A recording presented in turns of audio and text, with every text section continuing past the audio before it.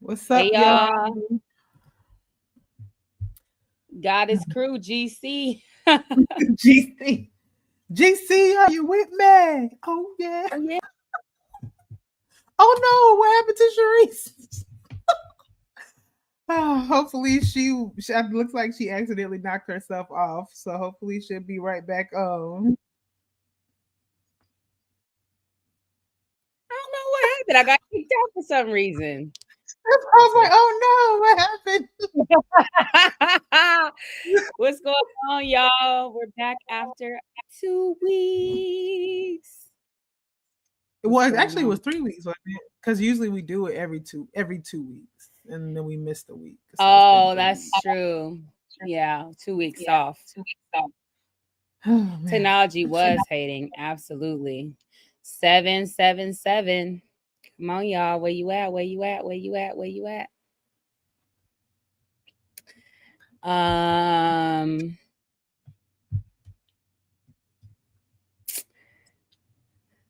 yeah, man. I was about to say something. Don't you like, God, we just out here. Hey, literally Eric Berkeley. making it. Berkeley. Making it, shaking it, baking it. But the semester is over, and that is nice. Woohoo! Except I'm teaching a stupid summer class. Oh yeah, that's right. You are. Did you work that out? Your asynchronous situation? Mm-hmm. Yeah, I did. I'm supposed to be talking about that during my check-in, but Oh my bad. um, no, it's good. No, I did. I did. It's just basically upload. I'm gonna upload on Fridays because the term started on a Friday for some reason. So Mm. upload on Fridays. They'll have their worksheet due on, or their like weekly assignment due on Thursday. And then like a little portfolio of reading responses at the end. But I ain't doing nothing else. I'm not doing no discussion boards. Like I'll organize them into groups so that they could chat on their own if Yeah, they want to and have like some comradeship. But like we chilling this summer. yeah. Ace. I don't. I mean, I get it for the purpose of like getting credits done, but like I would never want to teach nor take an asynchronous class. Likewise, I never did. Of course, back in our day, it wasn't as prominent. No, it was not. But we did have like summer classes online that were kind of like that. And yeah, nothing about that appeals to me. It's yeah. It's like I might as well just read a book. Like, I do not have but any thoughts on this American Pope. oh, I saw that, but lived like a lot of his life was it in Yeah, in Chile, Peru. In Peru. Peru. Hmm.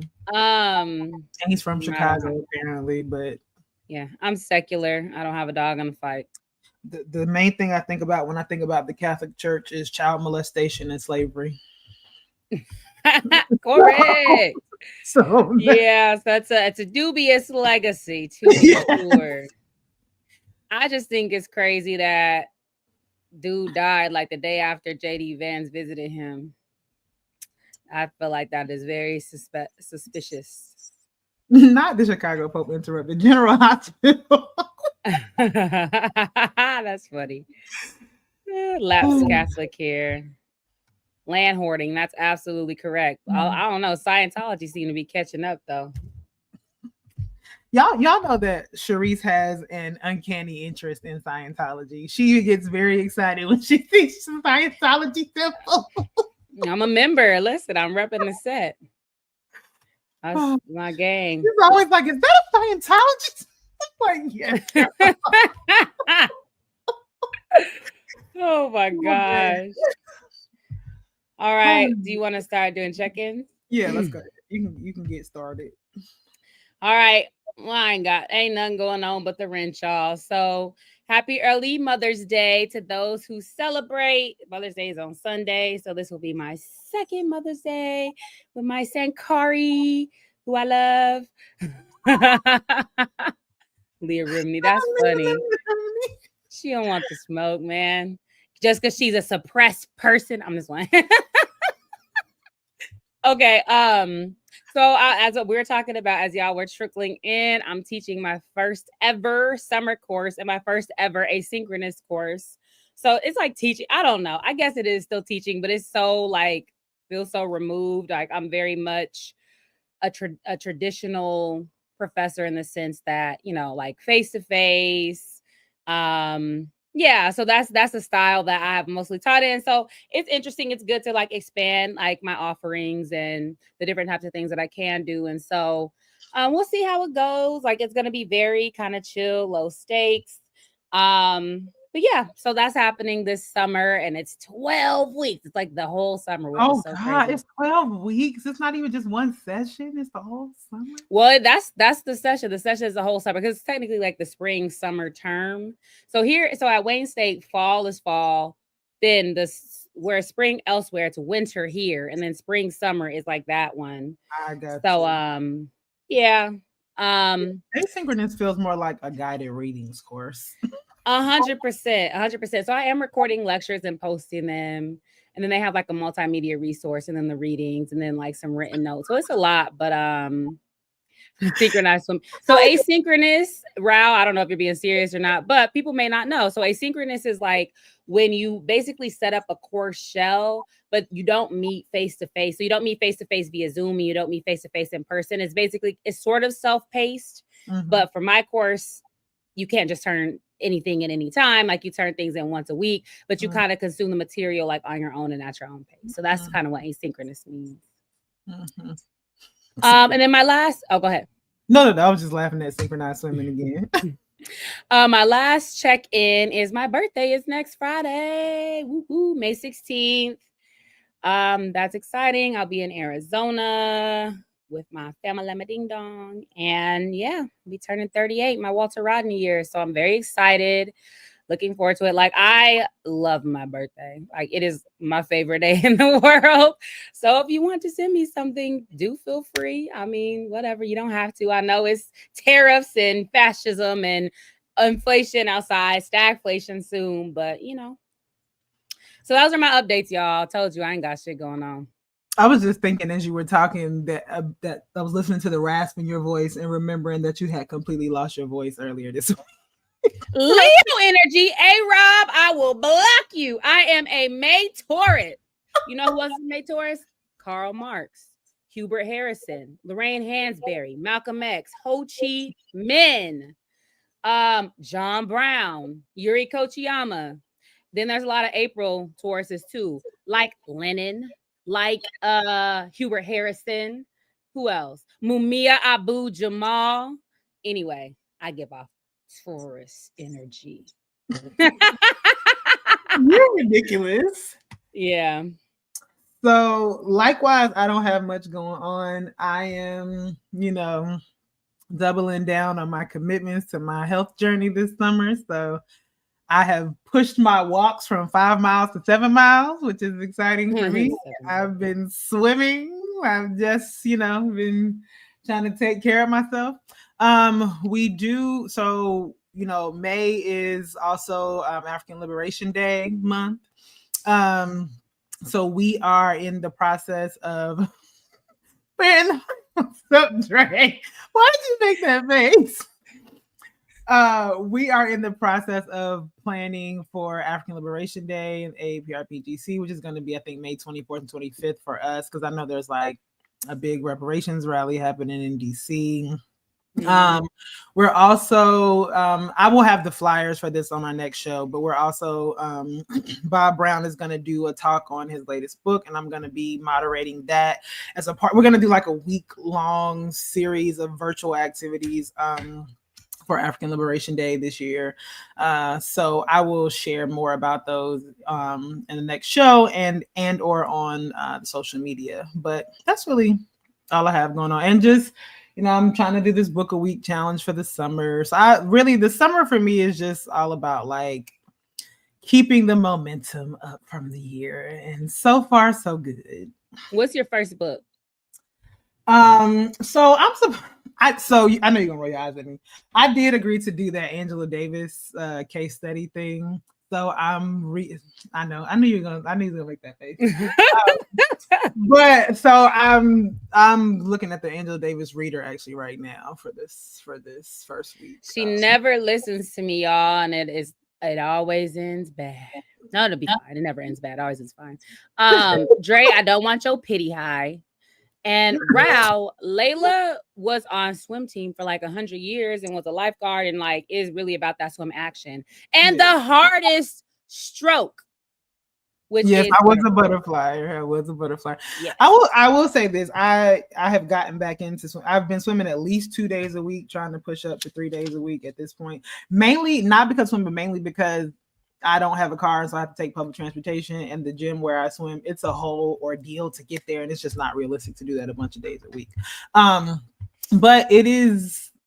I find that when I'm swimming again, my mental and physical health are consistently better. So that one is working out for me. Yeah. So on to the comments, which we have a lot of this week, actually. Yeah. So you know what? I'm just gonna. So Free New Africa was kind of like live commenting. So we not reading all these. We love you dearly, Free New Africa. Thank you for your engagement, but we ain't reading all this stuff. So highlights were they disagree with me about the Black church and HBCUs being like our institutions. They raised a documentary about the sex lives of an uncolonized group in the Amazon. A large group of men, with the exception of 1 or 2 girls, go out hunting, and the women stay back and take care of the kids. It seems balanced to me. So as y'all know, we're having this big conversation about gender with Khadijah. Mm-hmm. And then you all can go back to underneath that episode and read all these comments, by the way. But they also talked about, they said not to be contrarian, but who's moving chairs, tables, and signs, like at, I guess, meetings and marches and stuff. Who walks people back to their cars? Historically, who was most involved in guerrilla activities? So I guess this is about, I think the answer is men, I guess. Is that what they're going for? Just because I guess there's part of a conversation that was about gender roles. They go on to ask, is it misogynistic to say non-men do these things better? I guess the better question is, how do we parse out what is nature versus what is nurture? I could be wrong, but I think we just devalue the things Dr. Brown listed. And I think maybe you're listing something that's like maybe reproductive care. I'm not sure, but I can't remember. Yeah. So anyway, there was a bunch of comments. So I encourage you all to go back and read those, but there was a lot of them. So I just wanted to summarize them. Yeah. Right. Mm-hmm. So we had Sunny Terry said, I enjoyed this discussion a lot. In my opinion, Clenora Hudson Weems's womanism is ignored because there is only purchase power for feminism in the Western Academy, which many Black leftists are closely tied to. No disagreement. Okay. And then Shay XO said, I really appreciate the way Khadijah presents her analysis in stark contrast to how white men speak with an arrogant certainty that only reveals how removed they are from any sense of their own emotional realities. It's pure conditioning that has anyone respecting this kind of embodiment of white supremacist authority. Condescension.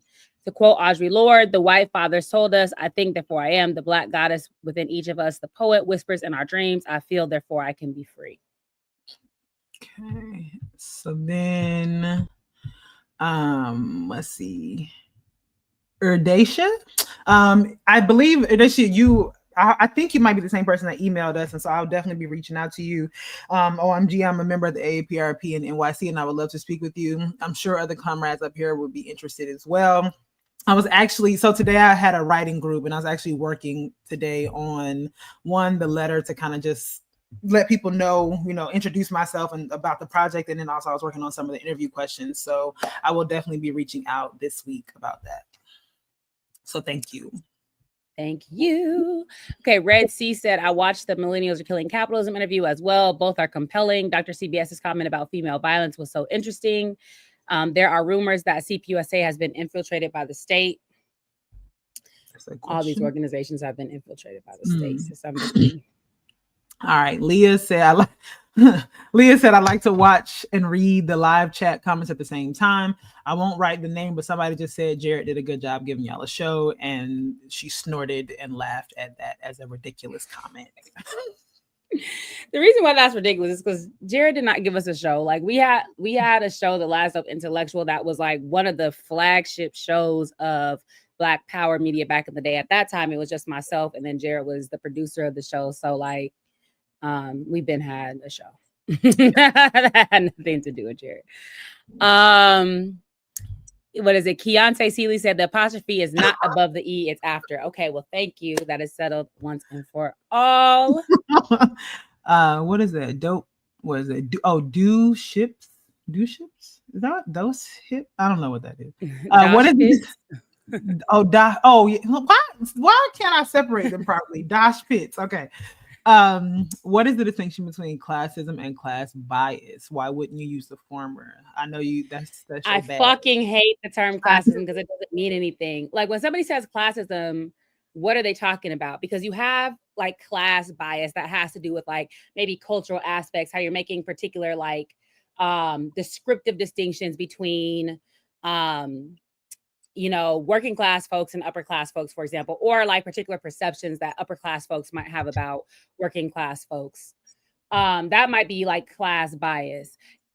Capitalist exploitation is the labor relationship. That's a relationship of exploitation. Class antagonism has to do with the actual like the material struggle. And so when people say classism, I just don't know what that means. And I feel like it's a function of just the way that people string all these things together, like race, class, gender, right? So it's like if there's racism and then sexism, there must be classism. And so to me, it's just I don't like the term. I don't think it's accurate. Okay. You want to go to the next one or me? Or, well, you answer that. Stepmaster9988 said, coddling men's feelings centered in the middle of rape and femicide and extraction of women's labor at women's expense. This person has not even interrogated their own internalized misogyny, which for all of us takes a lifetime of unlearning. Just look at doxastic anxiety on her face. So I'm not sure what that, you know, what is driving that comment. I think we were having a particularly thoughtful conversation about. So I don't really know how to respond to that. And there's some more comments under that I'm not sure are worth because they're responses to that. Yeah, I think we should read them. So Dosh Pitt said, yeah, we get it. Working class Black men are monsters. Don't worry, boo. Whether it be consciously or subconsciously, the majority of every political sector, left, right, and even everything in between, as well as most of Earth, argues with you in your bioessentialist arguments. Nothing is lost with this video. And then Shay responded again. Khadijah said pretty clearly that she will go out of her way to address misogynistic behaviors to protect the spaces that she's in. And she does this without needing to further asphyxiate the Black male identity. It sounds like you have some pent up frustration that doesn't have anything to do with Khadijah, who explained and embodied her politics beautifully. I had to speak up here because she's a rarity and I hope more people have the chance to learn from her. Plus, this was not much of a dialogue at all, so you should really watch the episode again. I would agree with that. And then there were just a couple more comments. Khadijah, who's this from? Joku's. Khadijah Haynes is a bold and brilliant and beautiful panther. And then the next one is fist peace sign. Thank you. And that was Ed Spiritus. And then the Bronwynay. Thank you to both Dr. Bird and Stelly and Dr. Brown. I agree with many of the points made by Khadijah Haynes, and I've shared her article as a skeet. I don't know what a skeet is. Is that the last one? Yeah, sorry, y'all. One of our guests is texting me saying that they're having trouble. Yeah. I don't know what is that Firefox? Maybe. Sorry, y'all. I don't know. I'm terrible. I'm technologically inept, y'all. So I don't be knowing I don't know how to help people.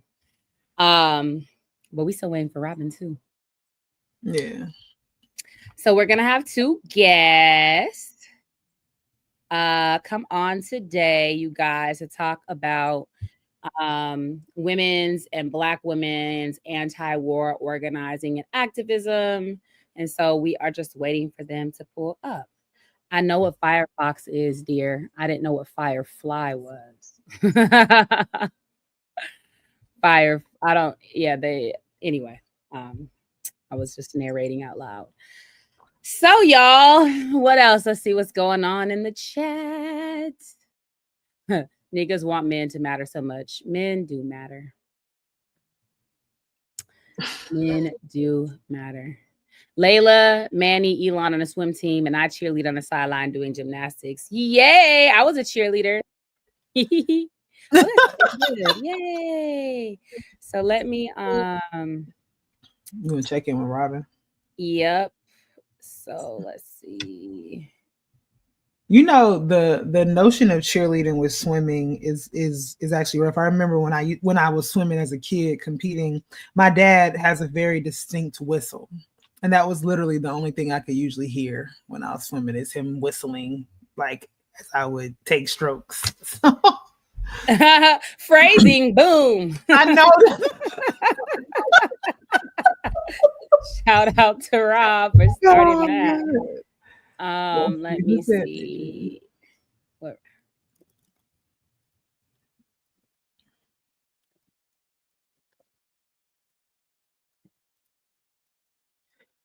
Dre, what are you quoting about Winnie, Layla, and Lolita?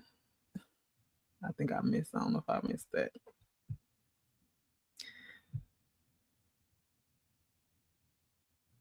I'm still wondering. I don't know what a skeet is. That's why I said I wasn't sure about that at the end of the comment.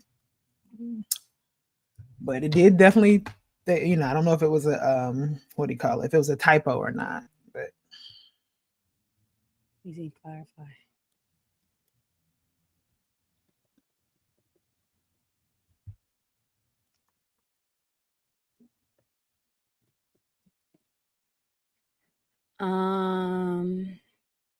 Sorry, y'all. We're just still figuring out the technology.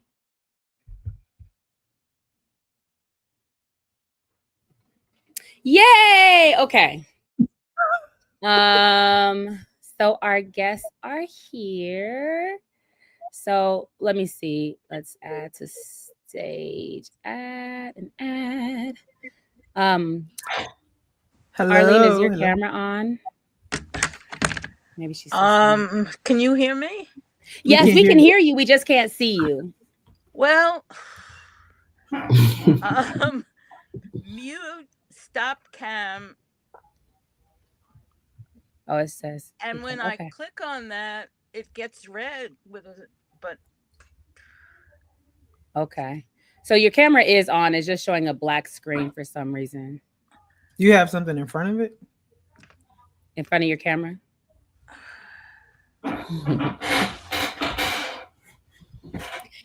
Hey, Robyn. Robyn is also hey. Arlene, you made it. Robyn is also a May tourist, by the way. So shout out to us. Yes. All right, y'all. Yes, tourist season. Woo, woo, woo. All right. So as I said, y'all, we have such an exciting, interesting conversation that we are going to have today about women, Black women, and anti-war organizing and activism. And so we have two amazing guests with us. We have Dr. Robyn Spencer Antoine, and of course, the multi-generational freedom fighter, Arlene Eisen. And so before we get started, we're just going to read their bios. So do you want to start with the first bio, Layla? Sure. No, I'll read the first one. You read the second one since I have the first question. Go ahead. Sorry. He's selling. Okay, so Arlene Eisen. This is her bio. Inspired by the Black and Vietnamese liberation movements, Arlene has been a militant in the struggle against imperialism since the 1960s, first as a protester facing tear gas and later as a teacher and writer. She edited the movement newspaper and was a leading voice in the anti-imperialist women's movement of the 1970s. She continues to stand in solidarity with national liberation struggles both inside and outside the U.S. empire. Arlene Eisen is the author of the influential study Operation Ghetto Storm, first published by the Malcolm X grassroots movement. And she also wrote Women of Vietnam, revised. Here, okay, I'm in a different screen, so I can tell this held up.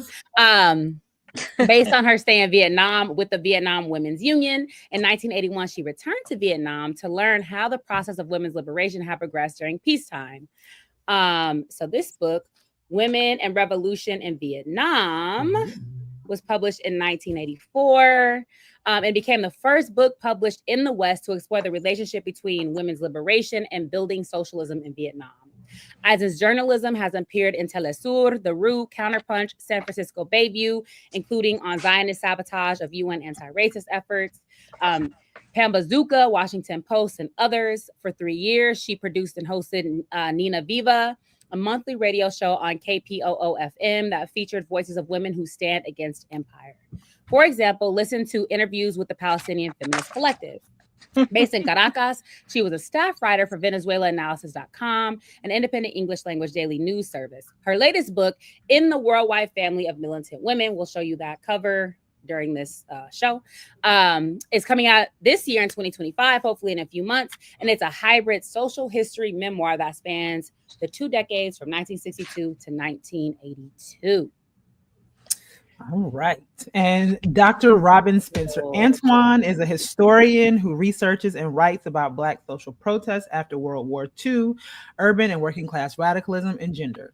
Her book, The Revolution Has Come, Black Power, Gender, and the Black Panther Party in Oakland was published in 2016. She's co-founder of the Intersectional Black Panther Party History Project and has written widely on gender and Black power. Her writings have appeared in the Journal of Women's History and Souls, as well as the Washington Post, Vibe magazine, Color Lines, and Truth Out. She's received awards for her work from the Mellon Foundation, the American Council of Learned Societies, and the Association of Black Women Historians. She's currently completing her second book on the intersections between the movement for Black liberation and the movement against the U.S. war in Vietnam, and a third biographical project on Patricia Murphy Robinson, Black Marxist psychotherapist. And more of her work can be found at her website, robynspencer.com. That's Robyn with a Y. All right, so let's get into it. Happy to be here. Thank you both for being here. Oh, I think Dr. CBS is muted. Oh, you muted. Dang, I did a little beatbox.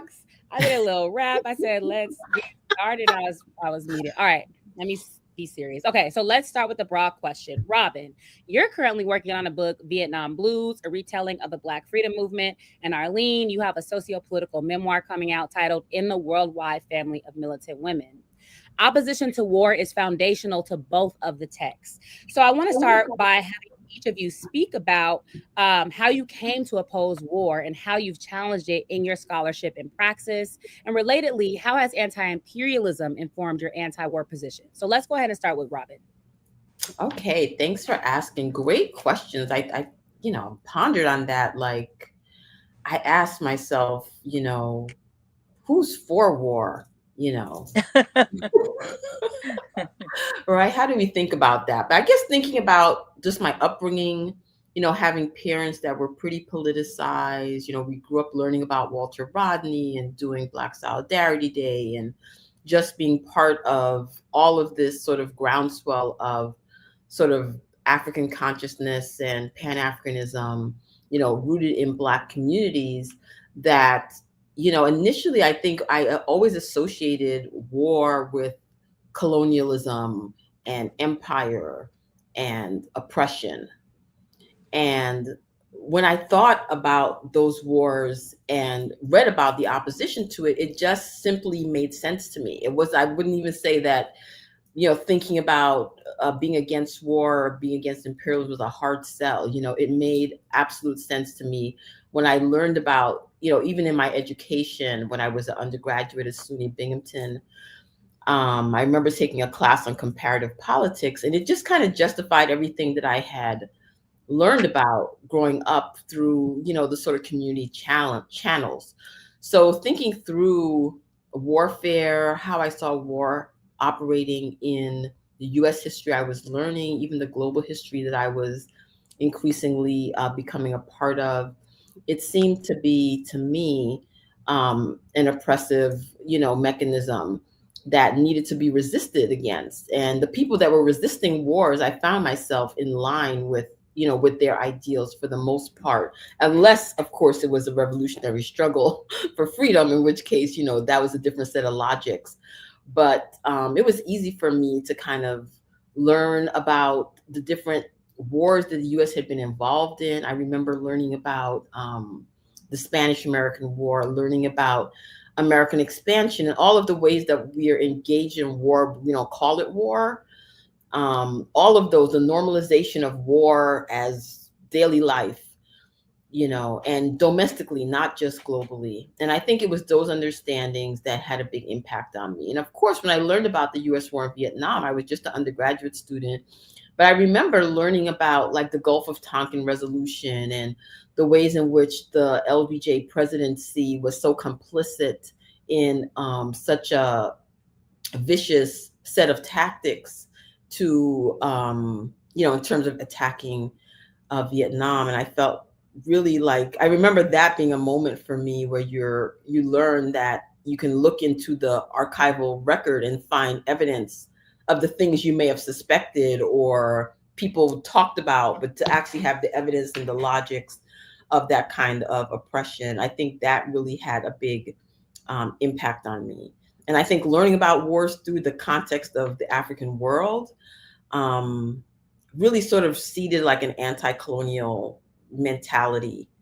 And, I think that kind of propelled me, throughout the path of life, whether it be as an activist, being concerned with political prisoners and prisoners of war, writing about the 60s and Black Power, to thinking about the aftermath of September 11th and the endless war that was, got a new set of legs after that, to thinking about the way that Vietnam continually reappeared in U.S. history as an example of a war that was just so vicious and violent. I was just doing a documentary feature, and we were just talking about just the violence against women, children, the chemical warfare that we haven't even really reckoned with environmentally. Like there's just so many elements of warfare that just feels so wrong to me.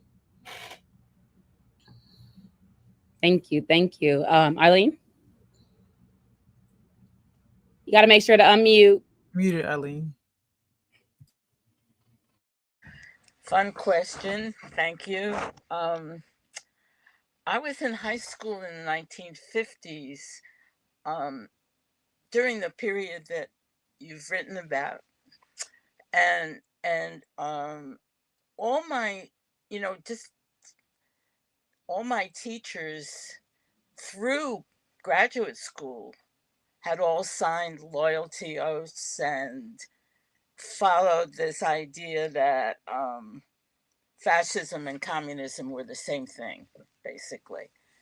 And my parents were not radicals. Well, maybe in the 30s for a minute, I don't know. But anyway, I was very, very alienated from that scene, and began, I guess, my political journey as sort of a beatnik bohemian type. And I used to, fellow New Yorker here, hi Robyn. I used to wander around the village.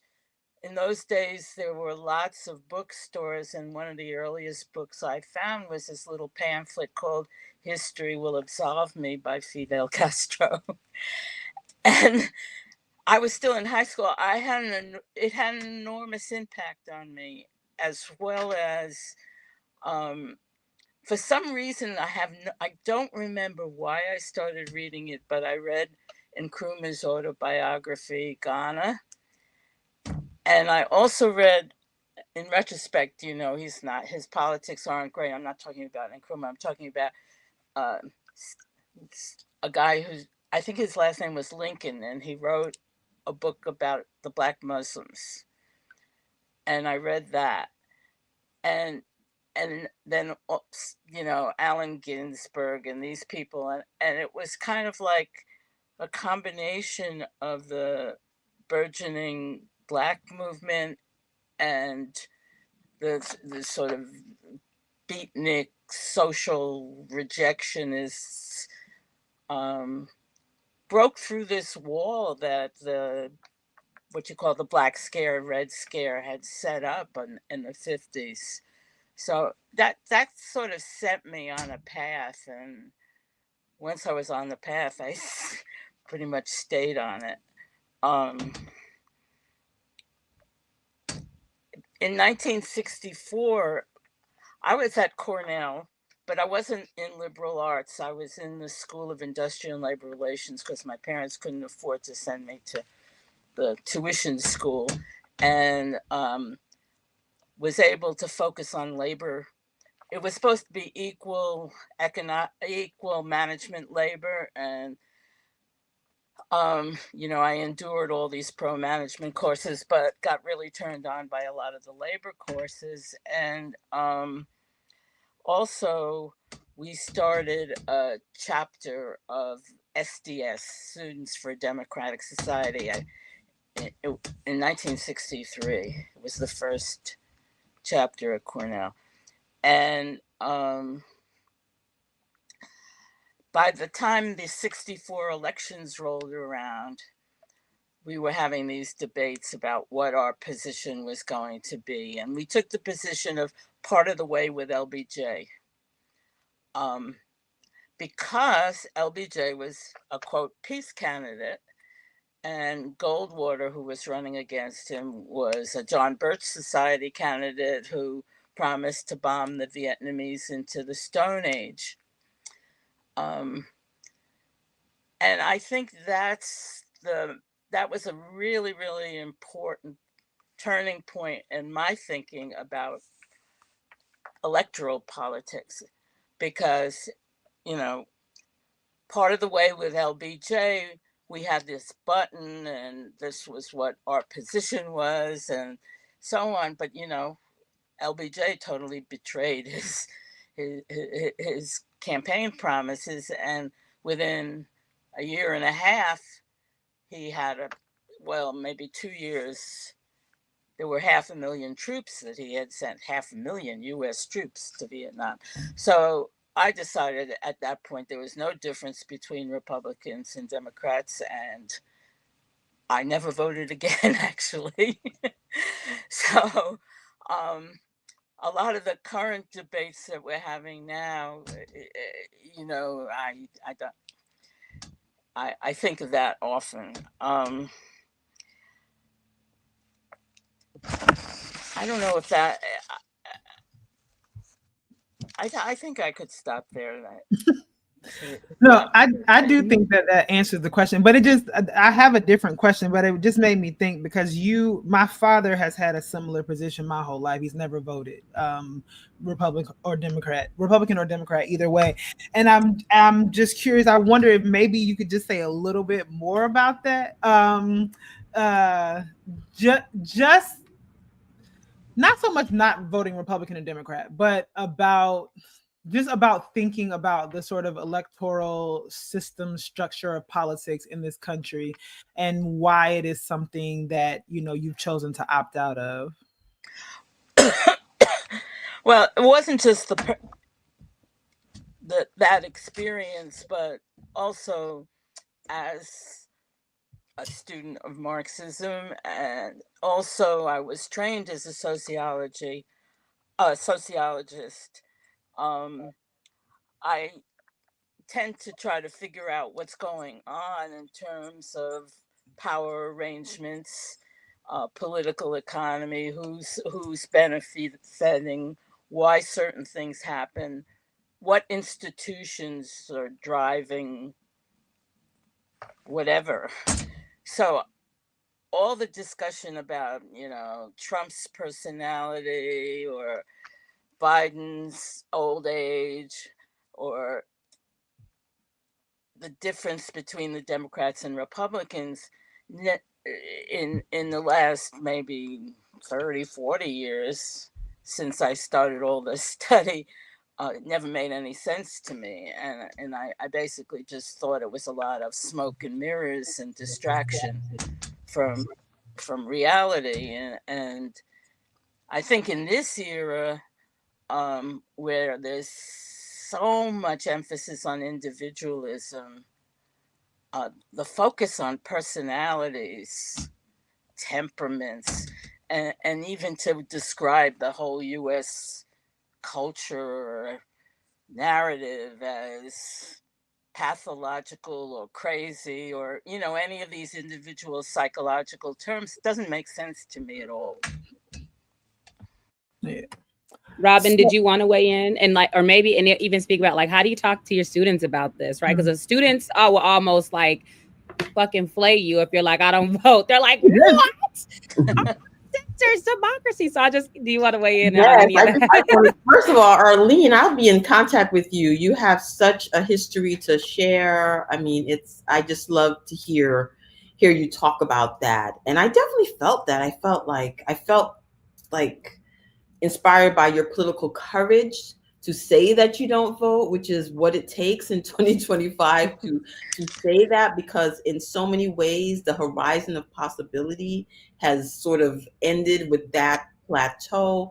And to think about what else is there when you're not focused on that, or to what extent does that capture our imagination and limit it, because there's so much anger now, I feel, towards people who didn't vote the right way, or who you know, didn't encourage people to vote. Like, all of the anger is about like these false choices that we had. So to think about, well, what else is there? What can we learn? What can we gain? What can we get when we're not angry at people for not voting for genocidal candidate A or genocidal candidate B?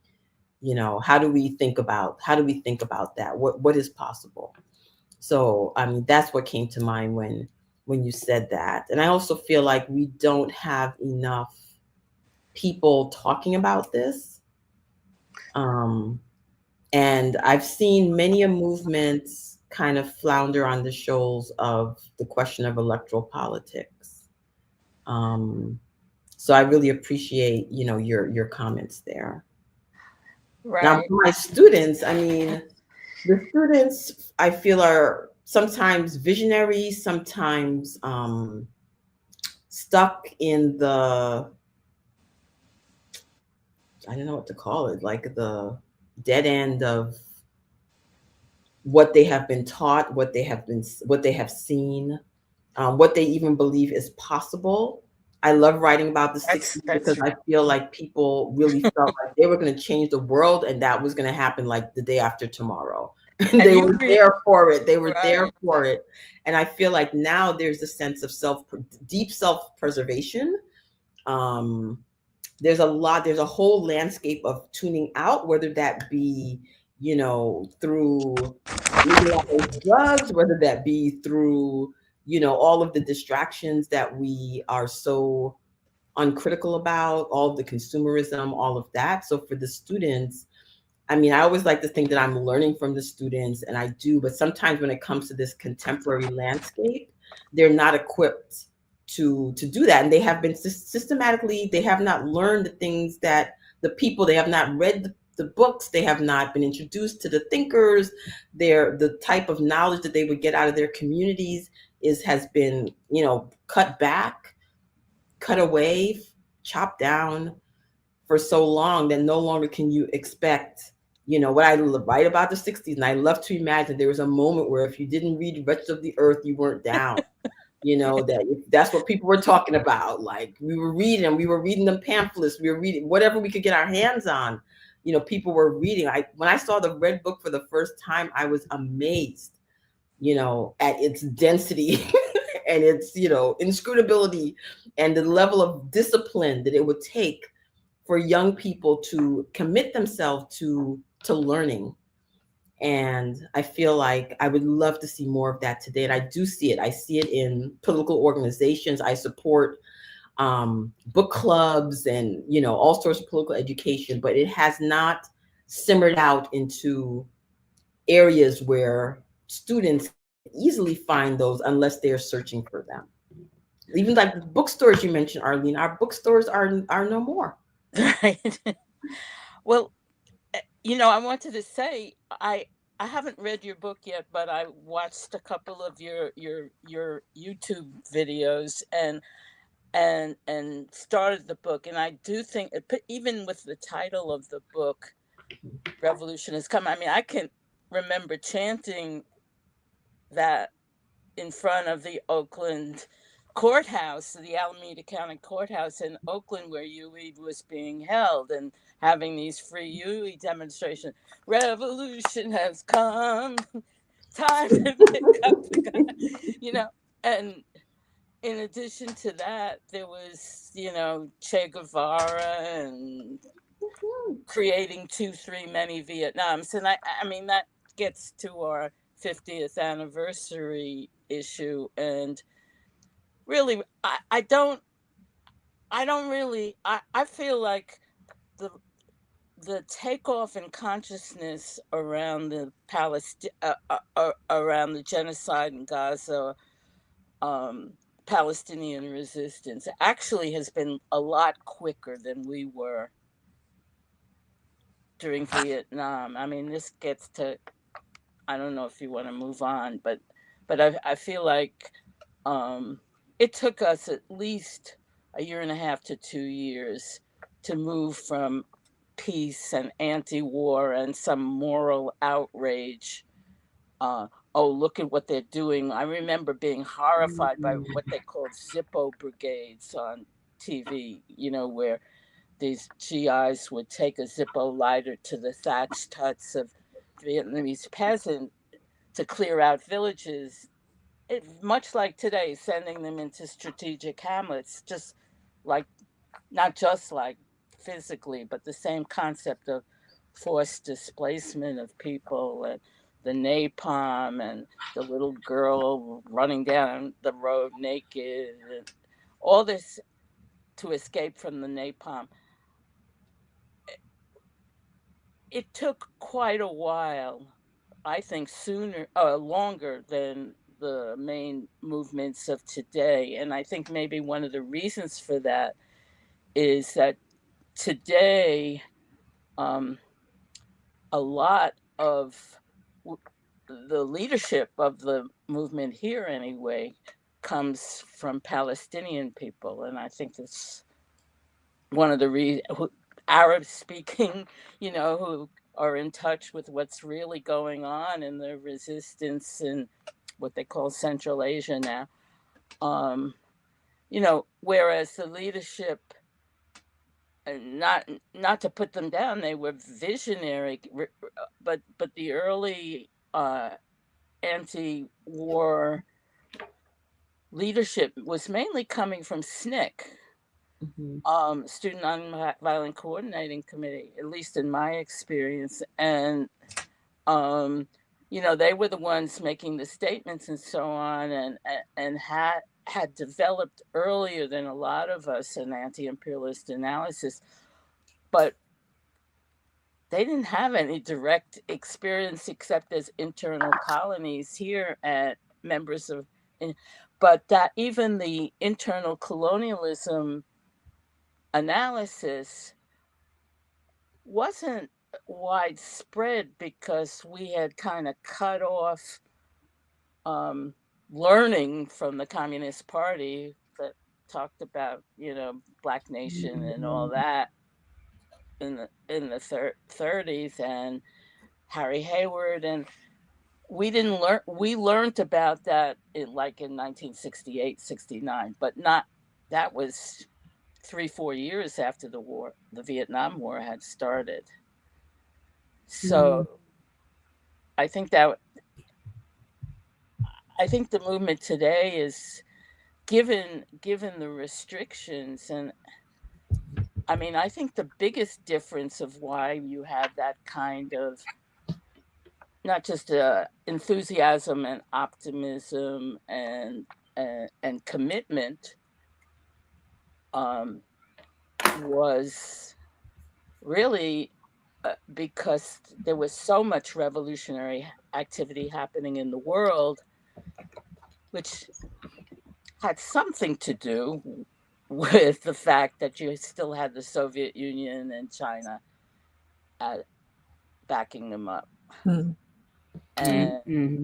I think that given the fact that the only equivalent backup to that is the Yemenis and Hezbollah,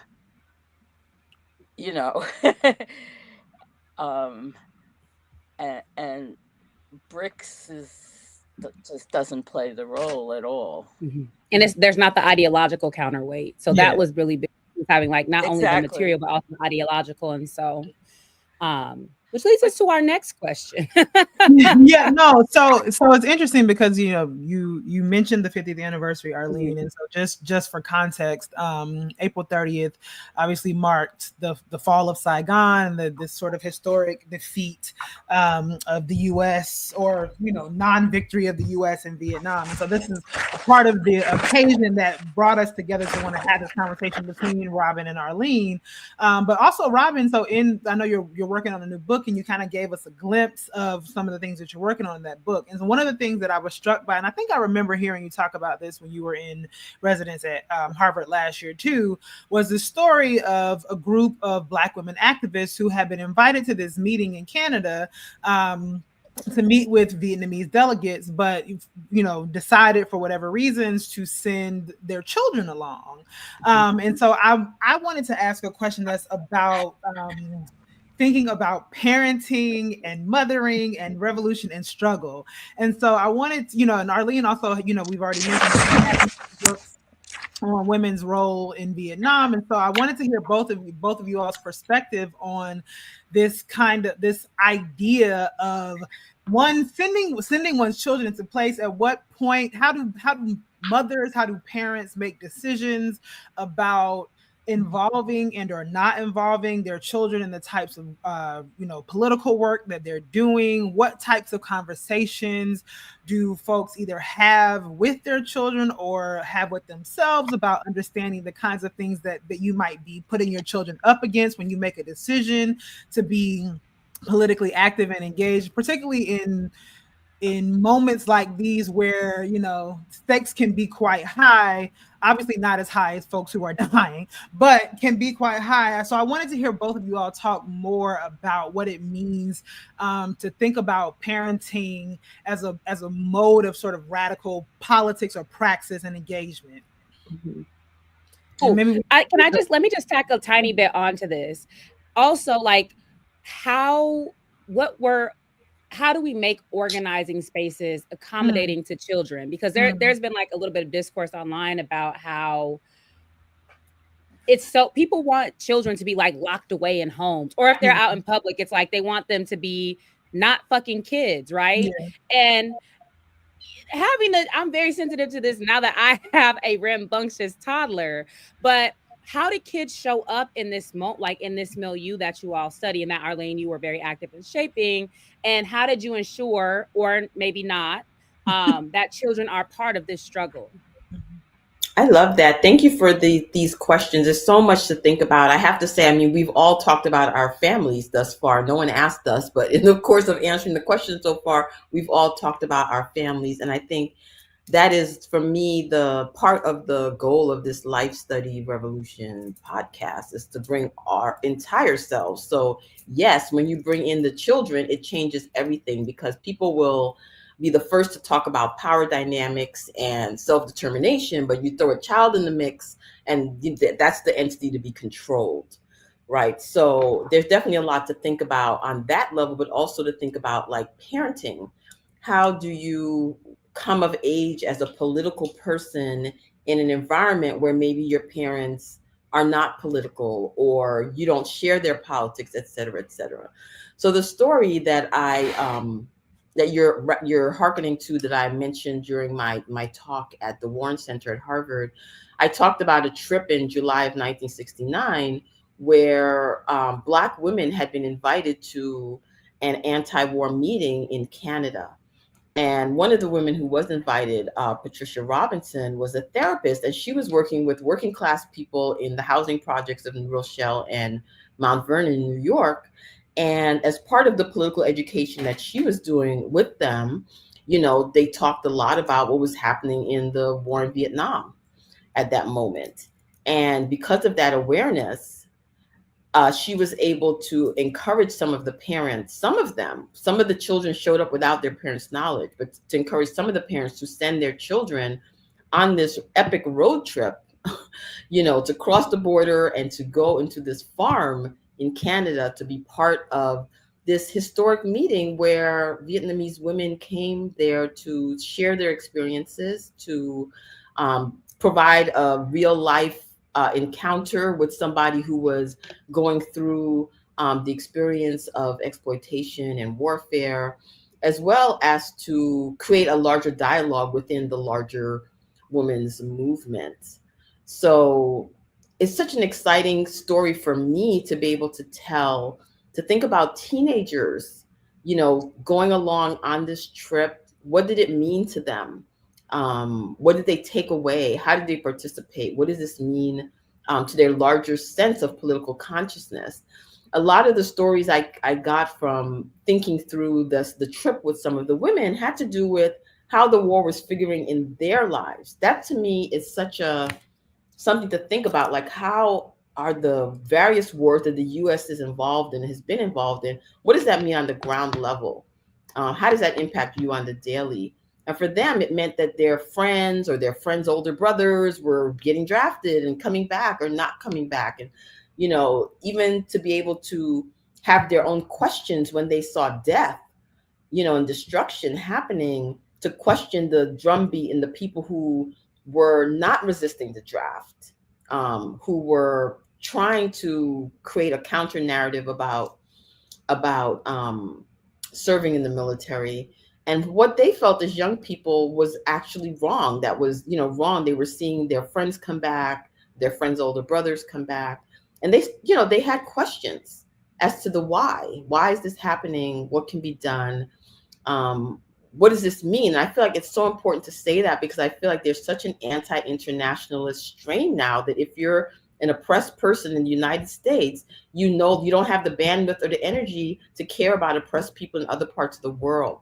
You don't have the intellectual understanding to, connect the dots between your situation and other people's situation. We see that when it comes to migrants, and we see that on so many levels, and even now with the Palestinian situation.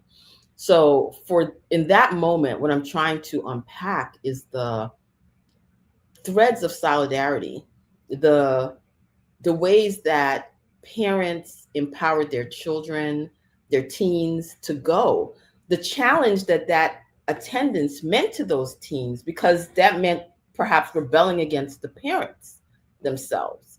I mean, your child will rebel against you. Hopefully, hopefully we're raising children to, even think beyond of what we think is possible, what we think is right, to define their own, sense of justice, and, to be able to be bold enough to do that, especially as girls, at a time where the voices and opinions of, young women were perceived as lesser than by so many, for so many reasons, but really the same reason, patriarchy. But to think about, the ideal of Black women having to step back, young women having to step back, waiting for the moment where you could have authority, I think that's powerful.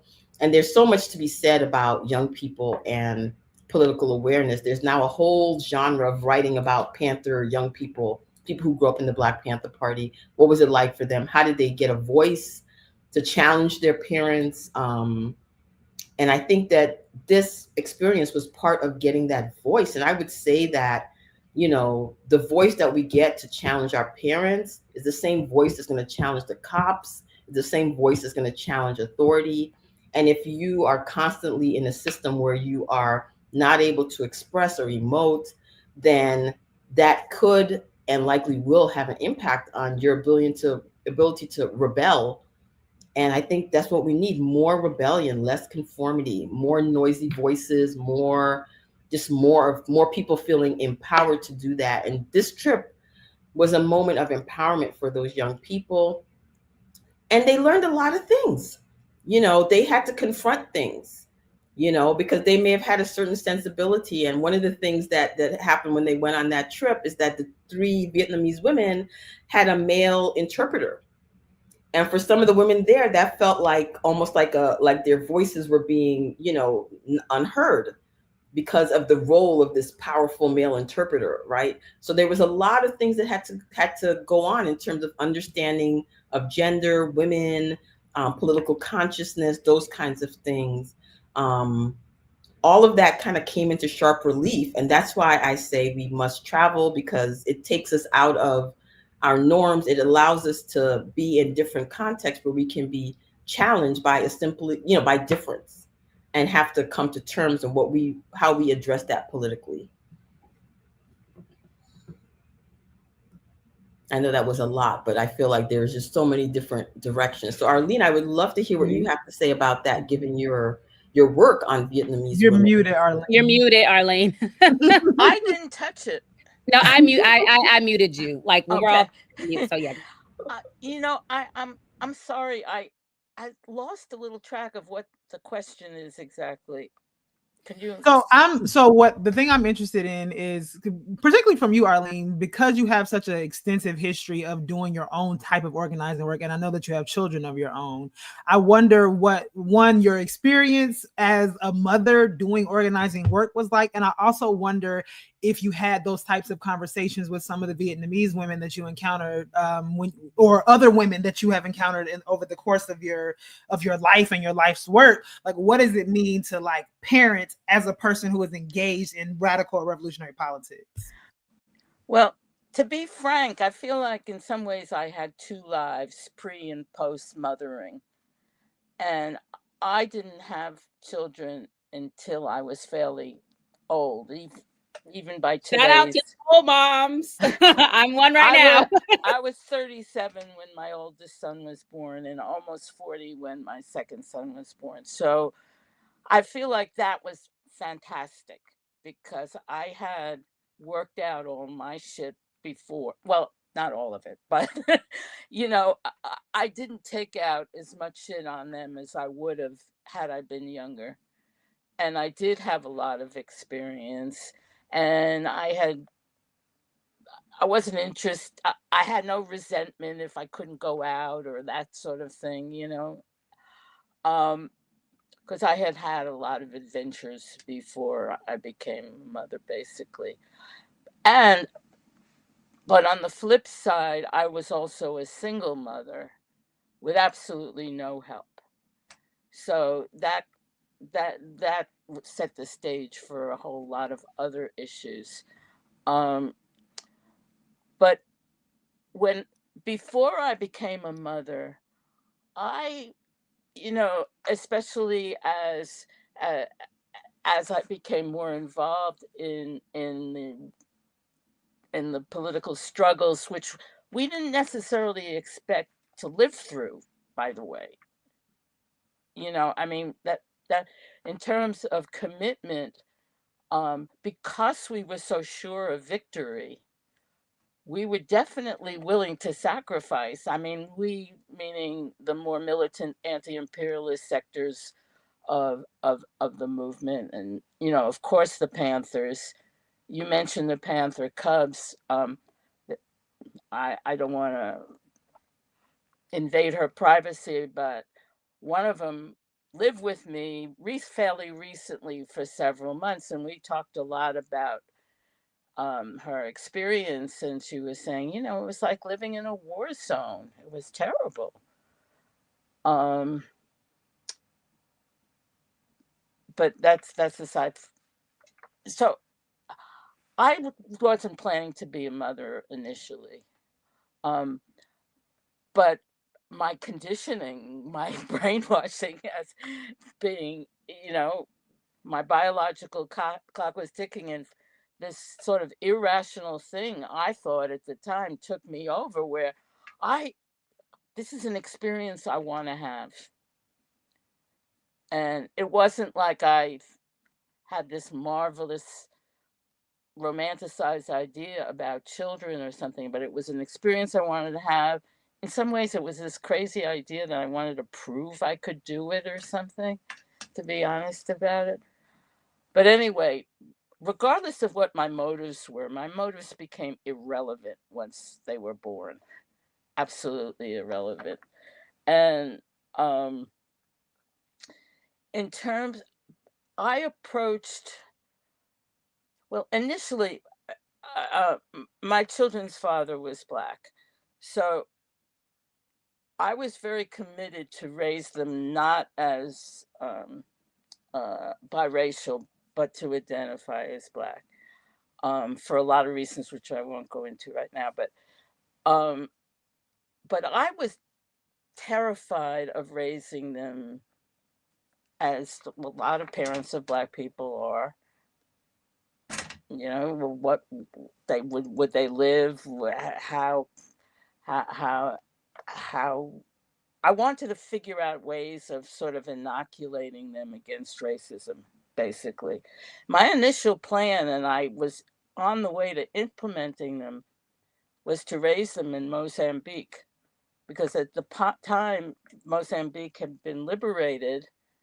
And on my first trip to Vietnam, on the way home, I had spent a lot of time in what I came to call the worldwide family of militant women, which included a number of exiles from the Brazilian underground and well, this woman who at the time was married to Regis Debray. And so I had contacts with people all over the world, basically, and was able to connect with the Ministry of Information in Mozambique, the newly independent government of Mozambique. And I had an invitation to go there and do English language broadcasts from Mozambique to South Africa, which wasn't liberated yet. And I was planning to do that. And then some more of Michel's plane crashed, was sabotaged. His whole government was with him, and including the people I had been corresponding with. So that ended that plan. And I probably should be very grateful that happened in terms of personal terms, because I don't know what that would have been like. But basically, I approached raising my kids as sort of a political education project, basically. And our household was a perpetual study group, basically, and I was the only facilitator. So, well, they became facilitators once they hit puberty, but before they were in, middle school, basically my word was law, and that's what I did. I was constantly not forcing them to read something, but but that, by the way, is a picture of me in Hanoi in 1981 with my oldest son, and then the woman the Vietnamese woman there is Nguyen Thi Binh, who was the foreign minister of the Provisional Revolutionary Government of South Vietnam, otherwise known as the Viet Cong. And she's the one who negotiated with Kissinger in Paris, signed the Paris Peace Agreement.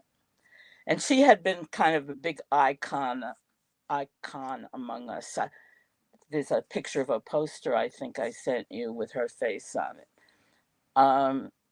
Anyway, so I think I lost track of what we were talking about.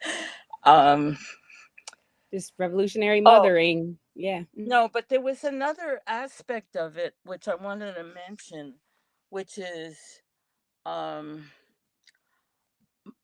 yeah, that's the other, and that was there was an anti-imperialist women's organization that we had, which kept on changing its name depending on what was going on. We started out as kind of a caucus within the women's union, and then became Women for the 7 Points, and then Women Arise, and we had all different names. But anyway, we organized a West Coast week where we brought several thousand women from up and down the West Coast for a series of activities that culminated in a big militant march on the Presidio, which we used to call Pentagon West. And to indicate how we linked struggles in that we had that march shortly after, I think it was 2 weeks after,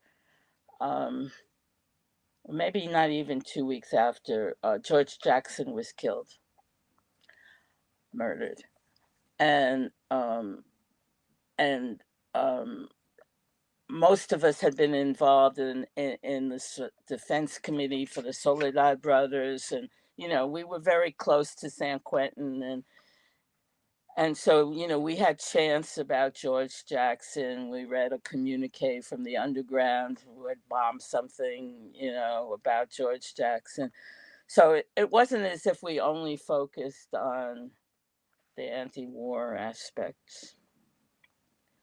A number of those anti-imperialist women continued, and they raised their children collectively, and that was the other thing I wanted to mention. I did not do that because they were white, and they are white, and I wanted to raise my kids to identify as Black, so I didn't join them. But they, to this day, I know a number of the children, and they call all the women who helped raise them as aunts, and during COVID they were shopping for them and taking care of them and that sort of thing. The family ties there have stayed, and I think, especially now that the prison, not the prison, the nonprofit industrial complex will probably be, hopefully, will be drying up very soon, and people are going to have to develop their own survival solutions and not depend on outsiders from the people who are outsiders from the community, and not depend on the government, and be much more deeply enmeshed in the community, I think. And I think the only way we're going to be able to, our children will be able to survive that, or our grandchildren at this point, is through those kinds of collective solutions. Something that I always try to say is that we always turn to like socialistic type solutions in times of crisis. Our historical task is to model and build those solutions and practices at all times, right? So it's not just a Band-Aid. So for example, like the mutual aid networks, sharing resources, et cetera. It's like, it can't just be connected to crisis. It has to be like the way that we're in the world. And I think that your point is so poignant about the collapse of the nonprofit industrial complex, because that is what sort of one of the main factors in de-radicalizing and co-opting these struggles. So we've been talking about the Vietnam War, and it seems specifically the sort of resistance that was put up not only by the Vietnamese people, but also colonized and oppressed people around the world in support of the Vietnamese folks. And this is why it remains such a powerful symbol of anti-imperialism. And so I just wondered, like, what aspects of the Vietnam War were particularly mobilizing for women activists, organizers, and intellectuals? Because I'm in academia, and it's always gendering this and gendering that, right? Exactly, right. But so there's always this push to gender, but I feel like infrequently there's an interrogation of what specifically does gendering add. So I know that when women are involved in stuff, it does change the questions that are asked, the solutions that are posed, etc. I don't know if that's always pulled out versus just like people think if you're just talking about a woman and the thing, that's gendering. And so my question is around like, what specifically were women deeply concerned about when it came to organizing against the Vietnam War?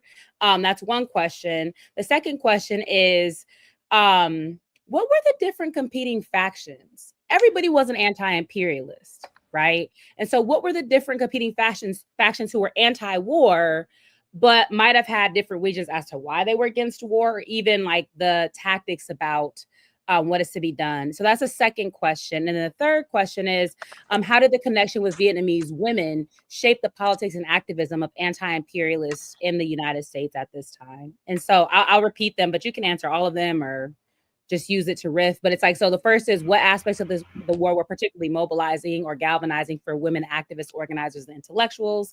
What were the different and perhaps competing factions in this broad mobilization against the war? And then how did the connection with Vietnamese women shape the politics and activism of anti-imperialists in the U.S.?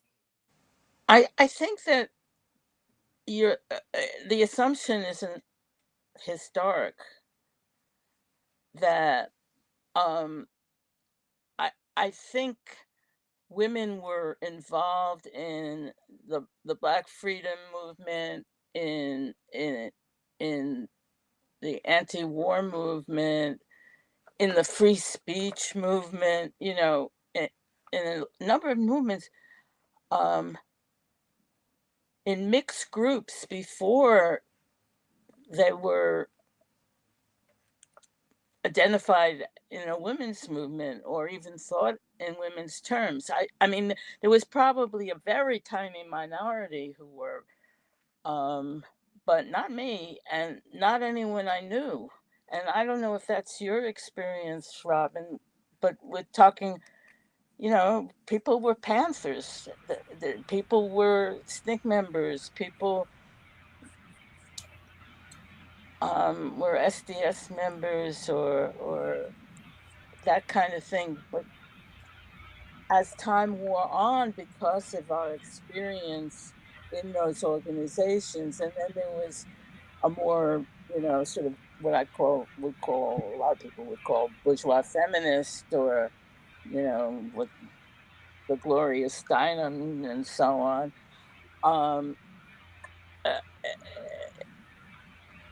but that didn't influence us very much. What influenced us was our own experiences, and to begin to think about our own political ideas and then form our own groups.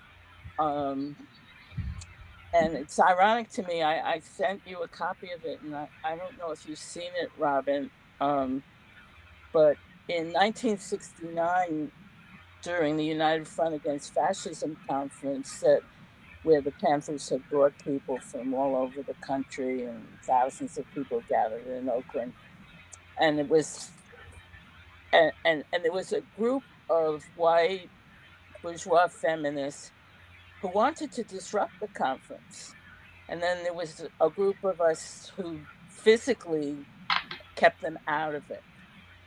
And but the ideas of women's oppression and some sense of patriarchy. We didn't even use the word gender. I never heard of the word gender for 30 years afterwards.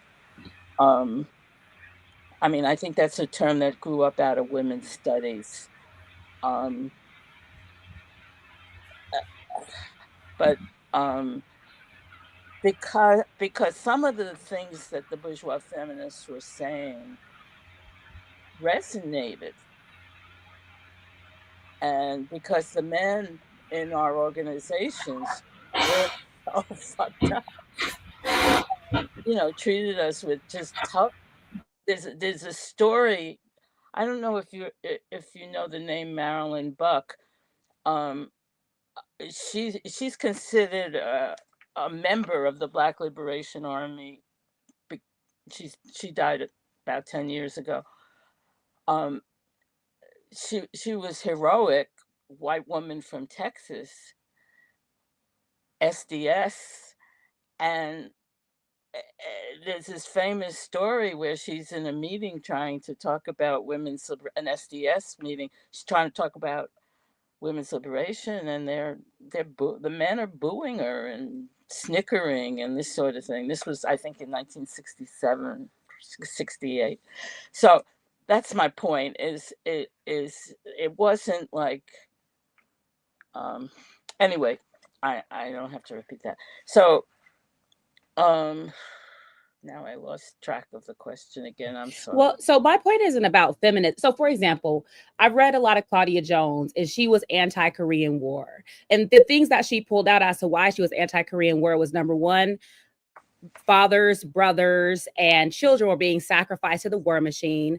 Number two was because the effects of pushing Black women out of the industrial sector as a product of post-war demobilization.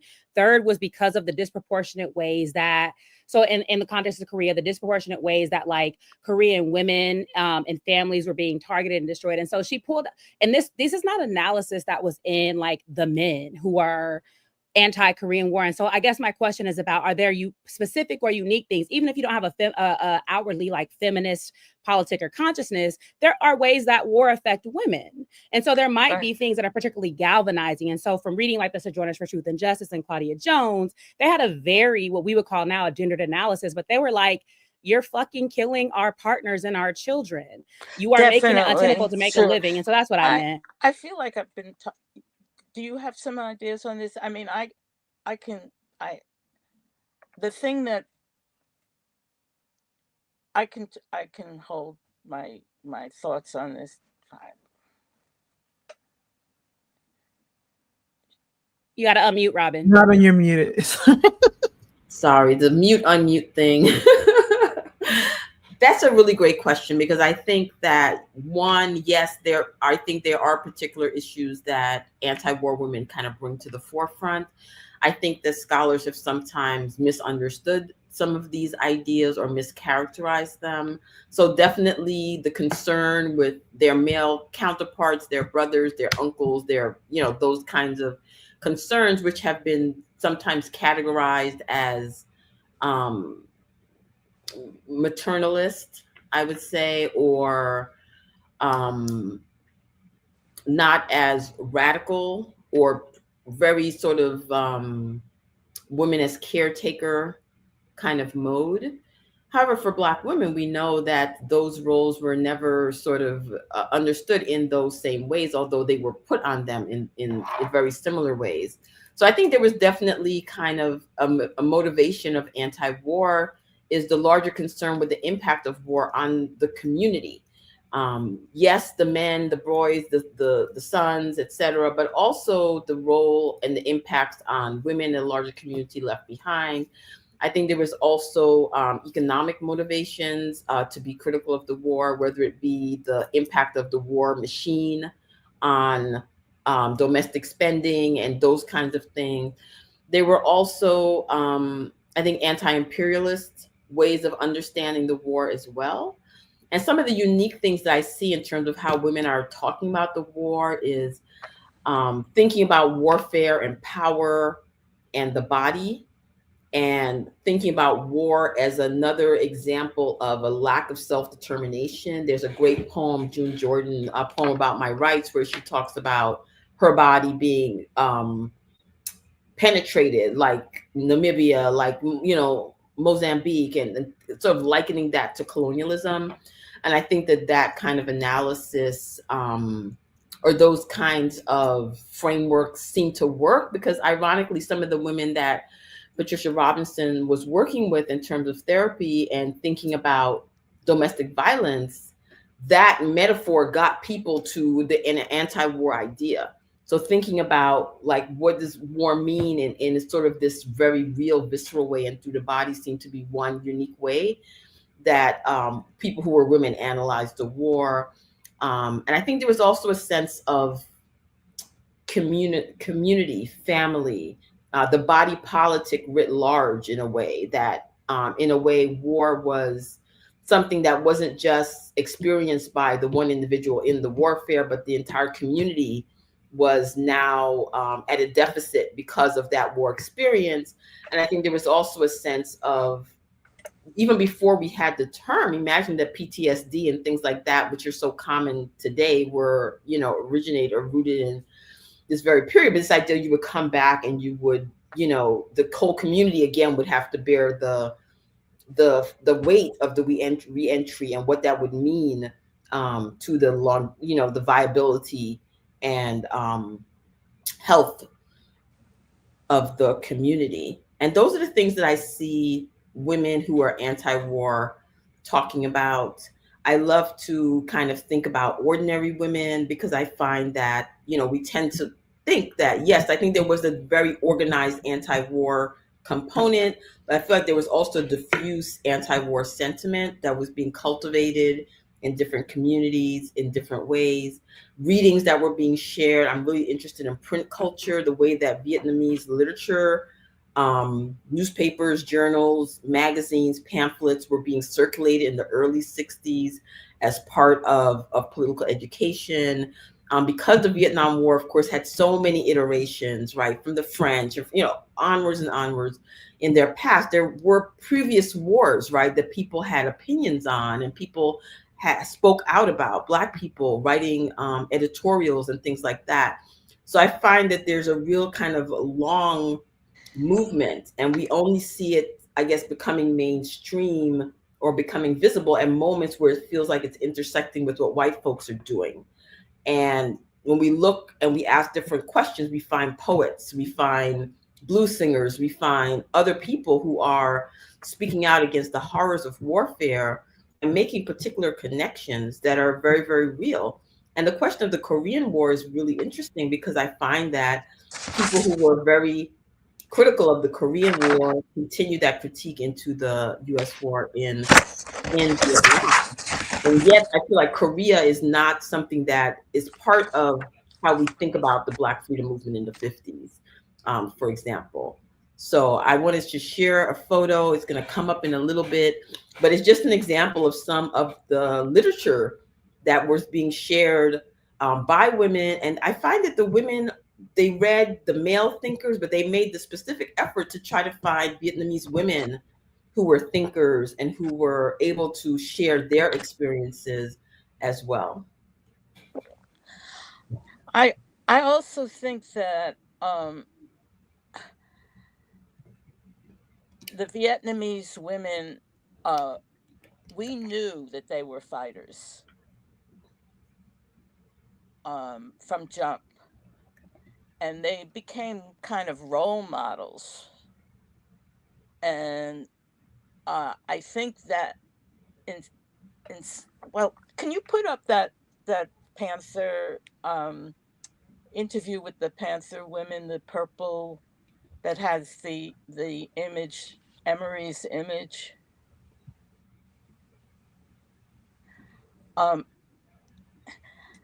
So this is, I didn't finish the story, I don't think. After the confrontation outside the United Front Against Fascism, I decided we had to do more on women's liberation from a Panther perspective. And so several women from the party agreed to sit for an interview we did. And that's how that evolved. But for what I'm saying now, and this relates to the motherhood thing. Now, you, Cherise, or you, Robyn, anyone who's been a mother knows that this is a ridiculous image. As much as I love Emery, you know, you're not going to be in carrying a rifle and a baby at the same time, period. You're just not. What do you do with the baby when you have to shoot? What do you do with the baby when you get shot at? And what the Vietnamese women did was, younger, unmarried women were part of the army and militia, and older ones too, but their children was a whole separate thing.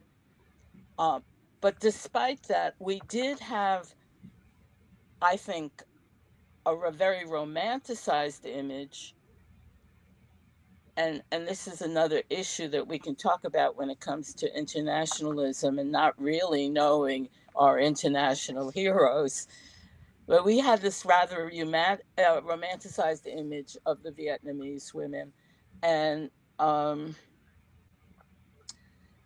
uh, was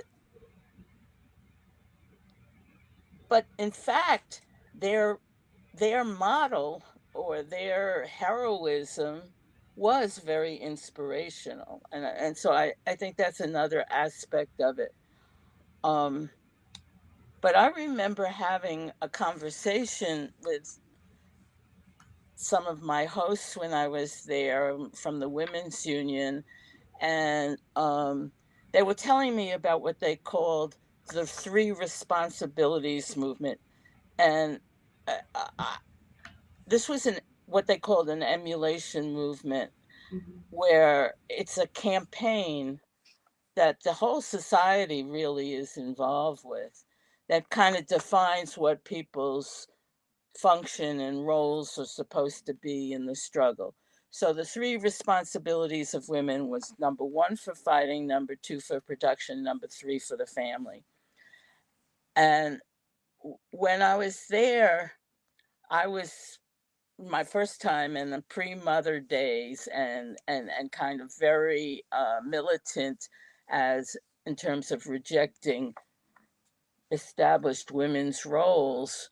You know, I couldn't relate to this three responsibilities movement. And I had an interesting kind of self-criticism session um, with with my comrades there, and they reminded me that I had to think about where most women were at, not where I was at, and meeting women where they were at, and and talking about the issues that, as you say, ordinary women talk about. Um, so when I came back and revised my book, that's what it is, a revised edition. Um, it was a very different approach, but I also think I'm not a very good writer, and I wasn't famous or anything like that, but the book sold 50,000 copies without one commercial ad, without, of course, no social media, no commercial distributor, because it so resonated with women at the time, and because it talked about the nexus of women's liberation and anti-imperialism, basically. And people were really hungry for that, and not just, you know, our small minority of anti-imperialist women, but lots of people, um, because there was a level of dissatisfaction with, particularly women had a level of dissatisfaction. I mean, you got to remember, in those days, everybody was he. I couldn't get a credit card because I needed my father or my husband's signature to get a credit card. That is so true. That is so true, Arlene. I mean, the amount of sexism that women faced when they went out there to speak their anti-war activism into existence was something that sparked in them, if it wasn't already there, like this sort of deep critique and analysis of gender politics, the way in which they were silenced. I interviewed someone who was part of the free speech movement in University of California, Berkeley, a white woman, and she talks about organizing, like going to these meetings, being so galvanized, and then being hit upon or being silenced, and then coming up with this flyer to organize women, and it said something like, "Your political opinion is not your boyfriend's." But the idea that women were just like the proxy of the man, and the most, and then as the politics changed, the most progressive man out there talking about gender would be at home wanting clothing ironed and dinner on the table. You know, that the level of struggle domestically and then out in the world, I think was part of why women were able to have that kind of analysis about a type of power that went beyond what we think of as power, right? Or what most people think of as power, but it went even deeper. And when it went to the children, again, these structures, and the transformation of all elements of society. I mean, I think that is the potential of women as anti-war activists. Definitely. Yeah. Well, my partner's clothes are wrinkled and he's starving for the ancestors. Oh my He's always God. hungry and disheveled on his leg. I'm joking. Well, no, so I don't have children, and I know this wasn't entirely your point. I think I took your point, Arlene. But as soon as you said that about the ridiculousness of the image, the first thing that actually pumped into my mind was all the real images of Eritrean women with rifles with their babies. And so I also I wonder, I mean, and I know the case with the Eritrean women was not necessarily that they were actively shooting with their rifles with their babies, but that they were living in camps where they were having children and the children were around. And so when they were doing drills and, you know, they were having babies on their back, sometimes doing drills, perhaps not actively shooting. And so I know I take your point in terms of the ridiculousness of that, but I do think that there is some, you know, true context to that in terms of what different sort of material circumstances kind of presented themselves for women, particularly if I'm like in the case of the Eritrean women, you know, if the fathers weren't around, like where, you know, and they didn't have other members, if they got pregnant in the camps, they were trying to stay and, be supportive with their revolutionary comrades as long as they could. And so that in many cases that meant that their babies were still around, even in those otherwise, you know, dangerous or, you know, not realistic circumstances. But I want to move into another question, which is still thinking about, obviously to think about women and gender, but to think about sort of Black Vietnamese solidarity more broadly, and also just the sort of politics of solidarity. And so I know Robyn, you've already given a glimpse into who Pat Robinson was. So perhaps you can maybe use her to kind of talk more about the particularities of Black Vietnamese solidarity. But I wonder if you all could both talk about maybe what you understood about some of the particular driving forces behind, like why is it that the Vietnamese struggle and the anti-war movement particularly resonated with Black freedom fighters in the US, sort of more broadly. And then I want to ask a bigger question about solidarity politics, because I think even now as we are, I think, there is a niche group of folks who don't need to be convinced that solidarity is a thing that we need to do. But I think much more broadly, most people are like, why should I care? And so I wonder if you all could talk a little bit more about like what drives solidarity? How do we, encourage the politics of solidarity? And perhaps like what are some of the things we've gotten right about solidarity, and what are some of the things we've gotten wrong about how we do solidarity work? Those are such great questions. Lots to think about there. I think that the war in Vietnam resonated with people because of, for many different reasons. I mean, we can talk about just the impact of the media, the impact of the draft, the fact that you had to be thinking about war. There was not it was in your face. It was your body on the line there.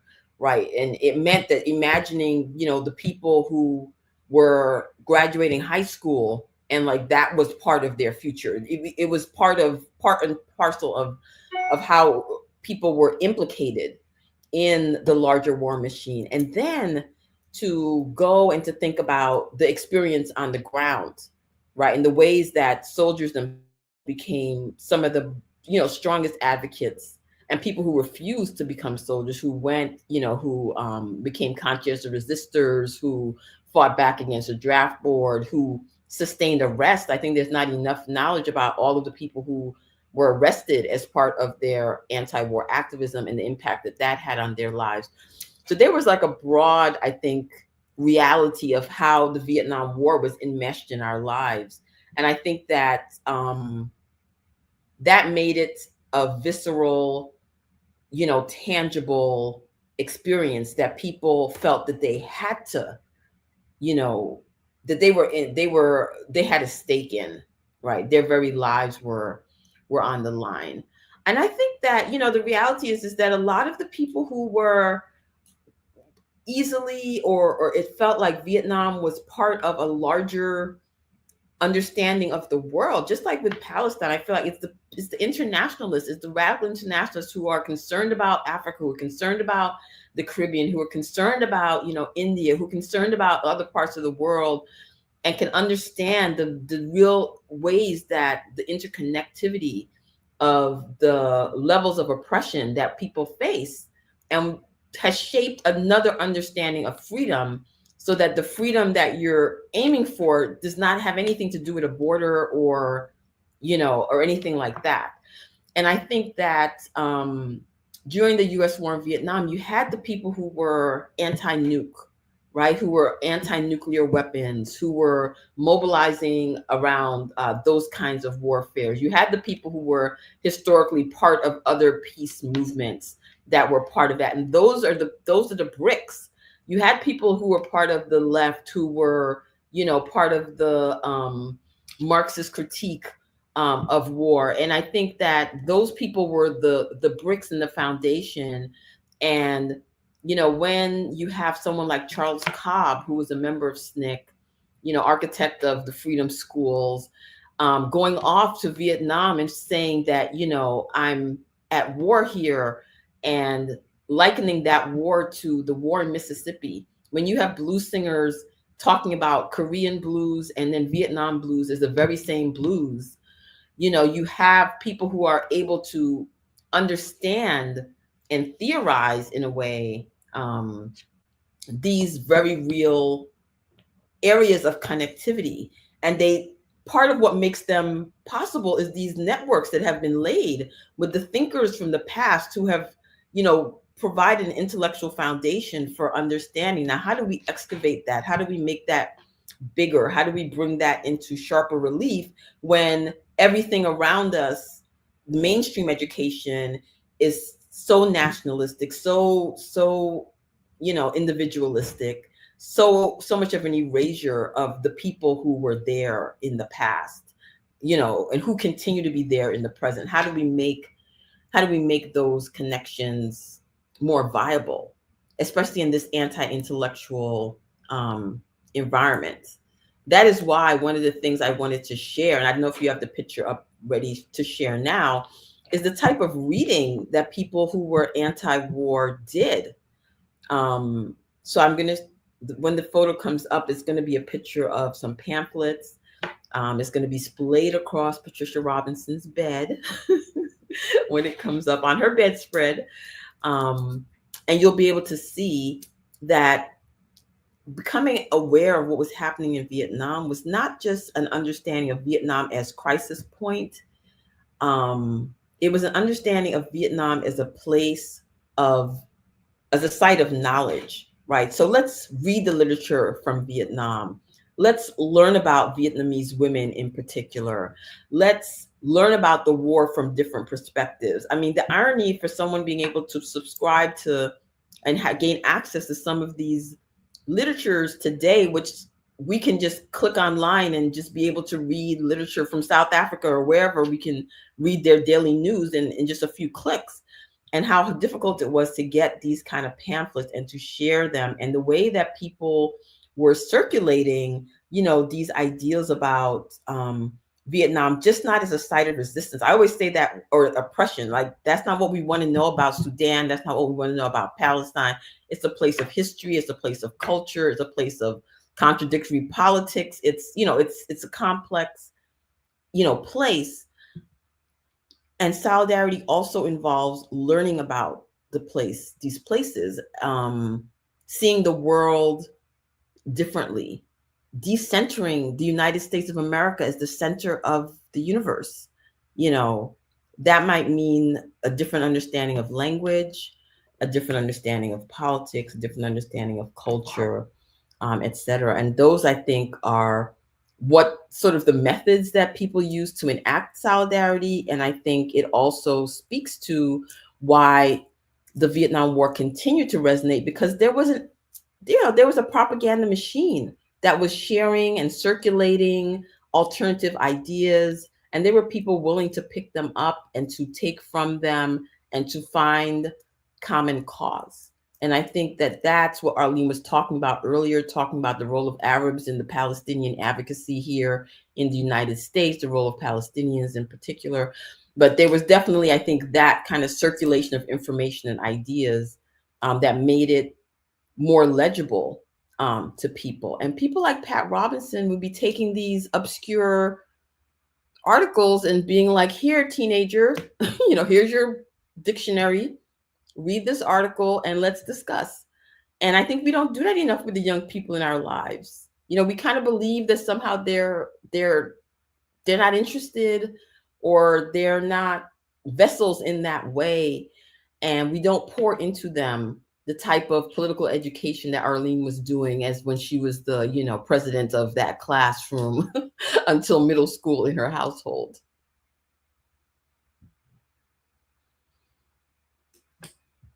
The first thing that Vietnamese Studies number 10 is the first thing I read when I was working on my book.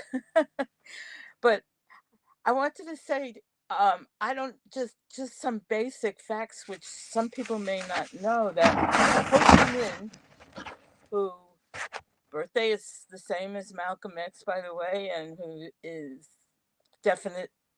I really encourage people to read his stuff. Amazing leader and founder, and super revered among the Vietnamese. He was the first president, and the city is named after him, of course. Anyway, in 1924, before he was known as Ho Chi Minh, he wrote articles against lynching in the United States and against the Ku Klux Klan. And he was very much part of this anti-colonial group, who weren't exactly, they were all in exile, and they got together in France or in London, but he was very much part of that, and identified very much with the oppression of Black people here. And it was one of his earliest articles, his anti-lynching. You can find it easily online. Diane Nash, who was one of the main women in SNCC, actually met with Ho Chi Minh in 1966,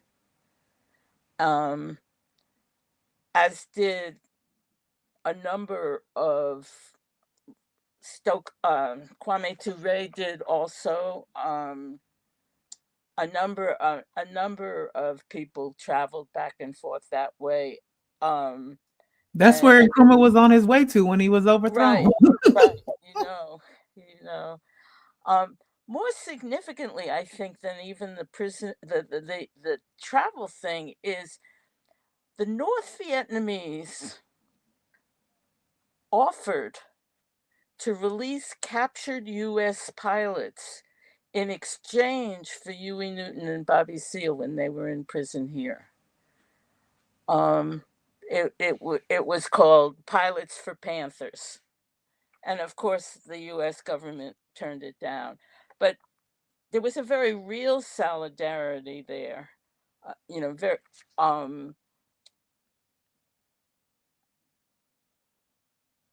I think that real solidarity was and is and needs to be based on an understanding that we have the same enemy.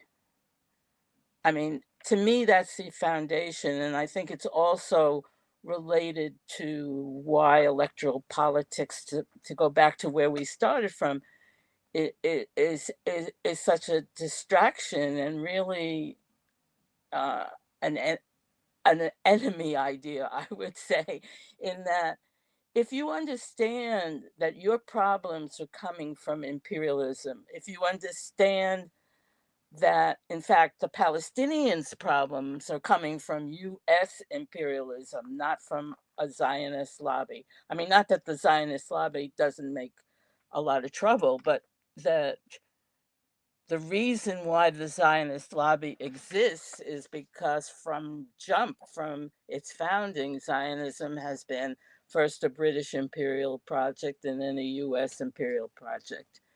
And that the only way US imperialism continues to function is as a war economy. And there's all kinds of theories that you guys are probably more familiar with than me.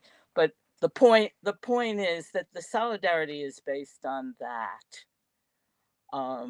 So SNCC had the slogan, we have a similar slogan, your victories are our victories. And I think that that feeling is beginning to develop here again. Um,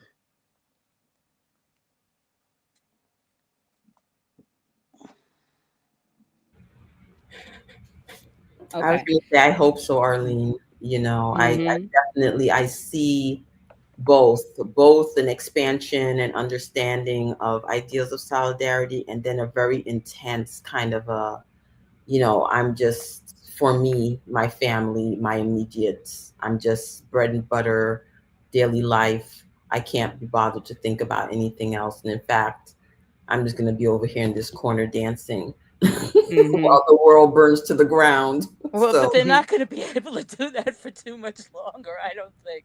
they can't even do it Mhm. for a minute, but there they are, you know.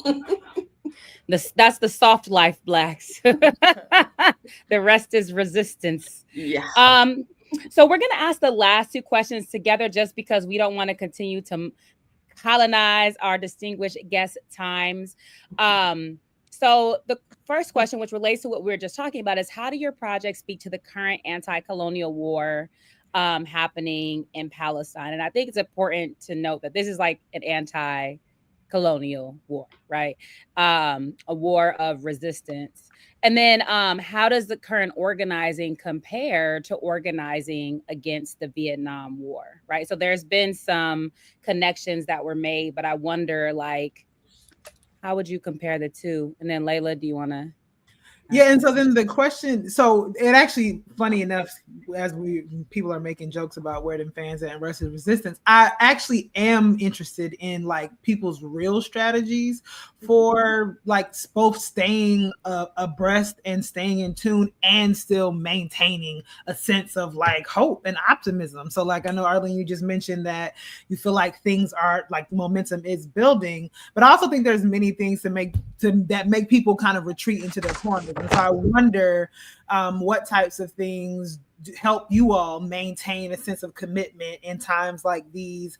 And then maybe Arlene, you offered us a lot of things that helped you get started when you started reading, but I wonder if you all might share some things about what you read or what you consume to help you to help you stay abreast and to help you, maintain some hope about the possibility of winning, that the revolution will come, that we will win.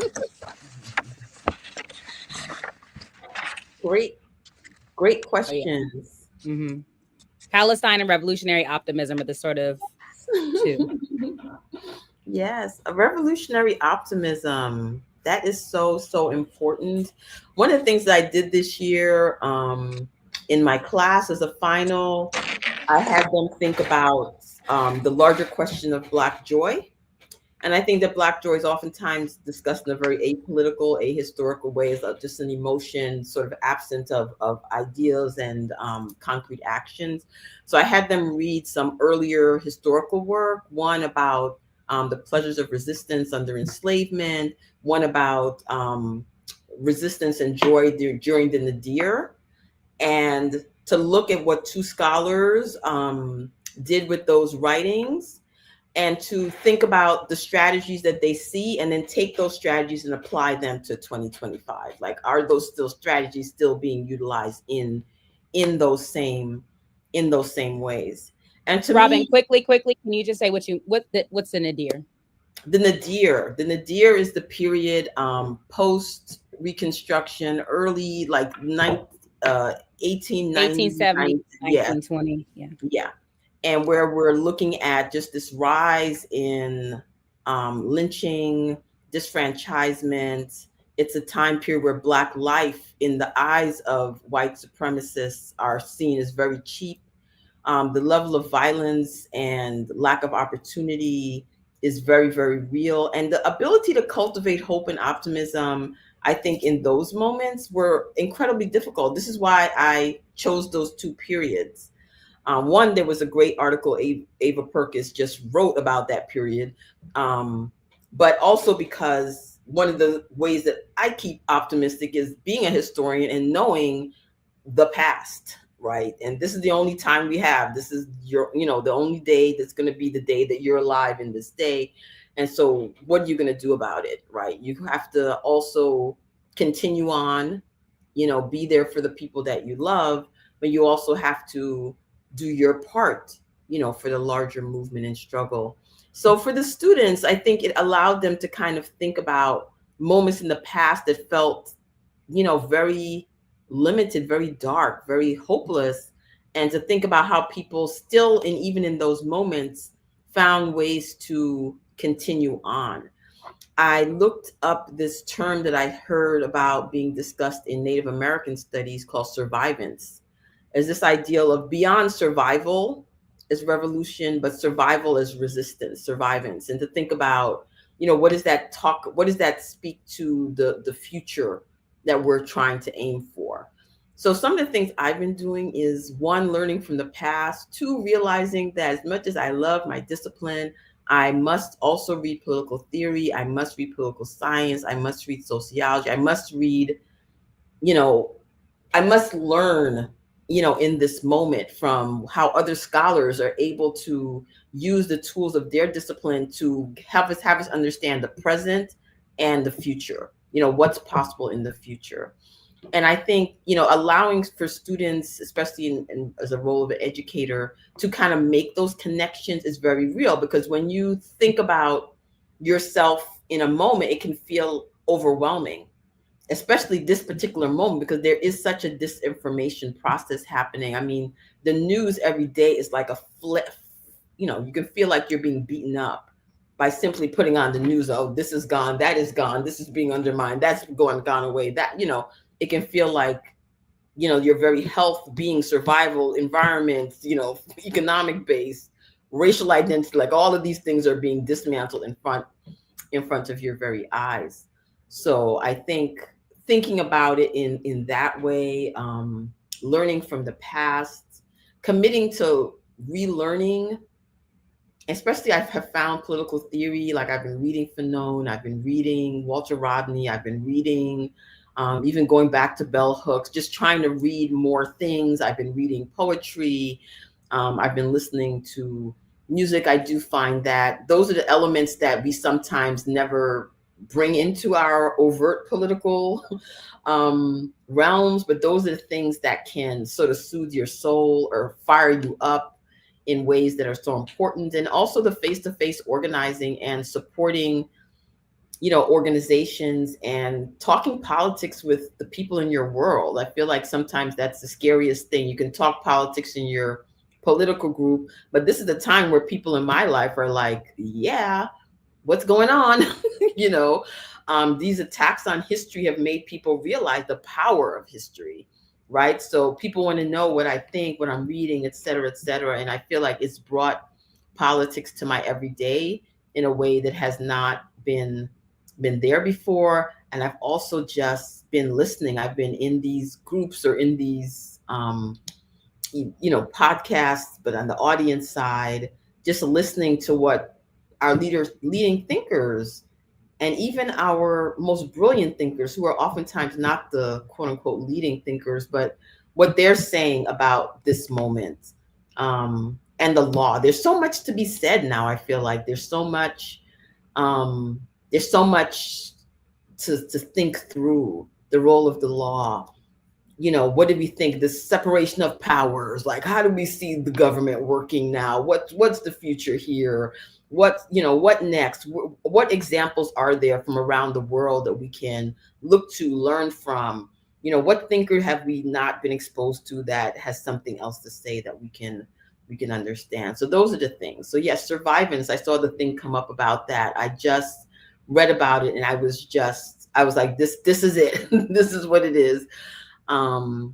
Yeah. Before you answer, Arlene, Robyn, those two things that you mentioned you had your students read, you described them. Are you able to like just type them out for like either the title or the same? Yep.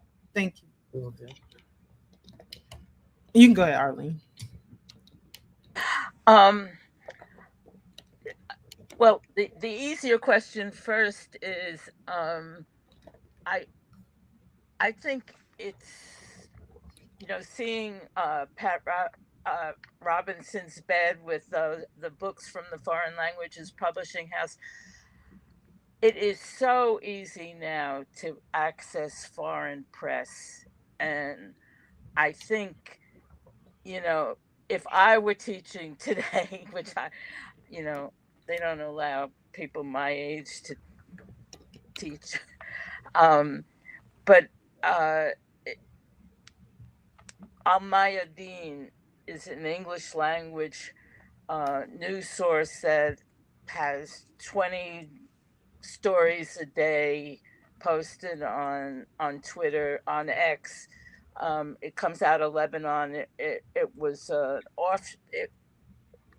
it was founded by some disgruntled Al Jazeera journalists who were sick of Al Jazeera's or Qatar's, alliance with the United States. So I recommend people can explore on their own, but I get a lot out of Al-Mayadeen, and on Telegram, there's a channel called Resistance News where you can get all the press releases and all the statements from the Palestinian resistance, the Yemeni resistance, the Lebanese resistance, and assorted others. But those three are on there regularly in English. Press TV, you want to know what's happening and what Iran thinks about things, another very important source of information. I do not watch at all corporate TV news, not at all. I do skim the New York Times and the Guardian every day just to see what they're saying. But, everybody knows they lie. But I tell you, ever since I was in Venezuela for 2014, which is a while ago now, but it was when the sanctions were first beginning and when the United States was first paying off these people to protest against Maduro. It just lies. So just blatant lies. Not even bias or slanted or prejudicial choices of words, but just blatant lies. And so I think that's one thing that. But in terms of optimism, I think what Robyn and everybody's been saying about history is so important. And just to give you a brief example, one of my mentors, a woman named Merida Lesueur, who was a communist. She was a member of the Central Committee, actually, of the Communist Party in the 30s.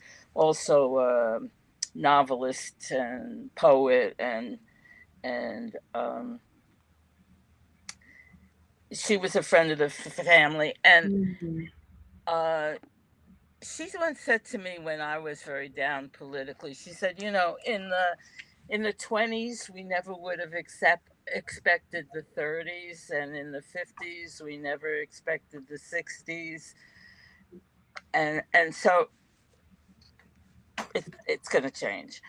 And to be more specific about it, I was thinking about this, especially in light of the earlier question about that made me think about my high school and college days and why I quit, basically. uh, was our teachers were products of the Black Scare, Red Scare, through the early 70s. Mhm. There weren't any Black academics to speak of. I mean, there might have been a tiny handful.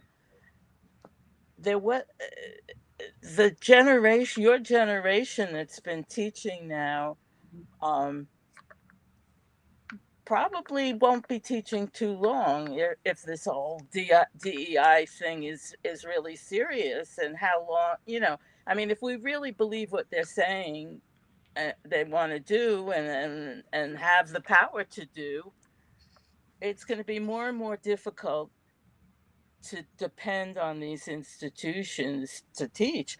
But it doesn't matter.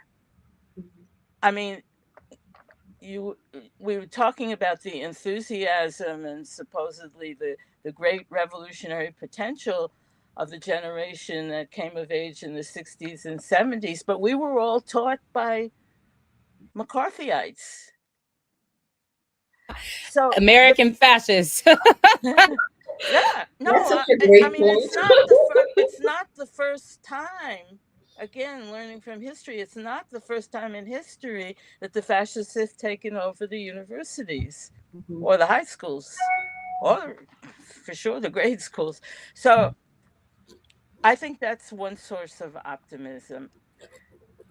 The main source of optimism to me has always been, we've been talking about this, is internationalism and staying super in touch, because we know that this system's days are numbered. Mhm. We know it in theory. And if you pay attention to what's going on in the Sahel and even in Yemen, with Yemen, I mean, yeah, Yemen just got Trump to stop bombing them. You know, the point is, it's not going to last, and people in what we used to call the third world, Asia, Africa, Latin America, are really in the ascendance, and it's not gonna happen as soon as or quick as we'd like, but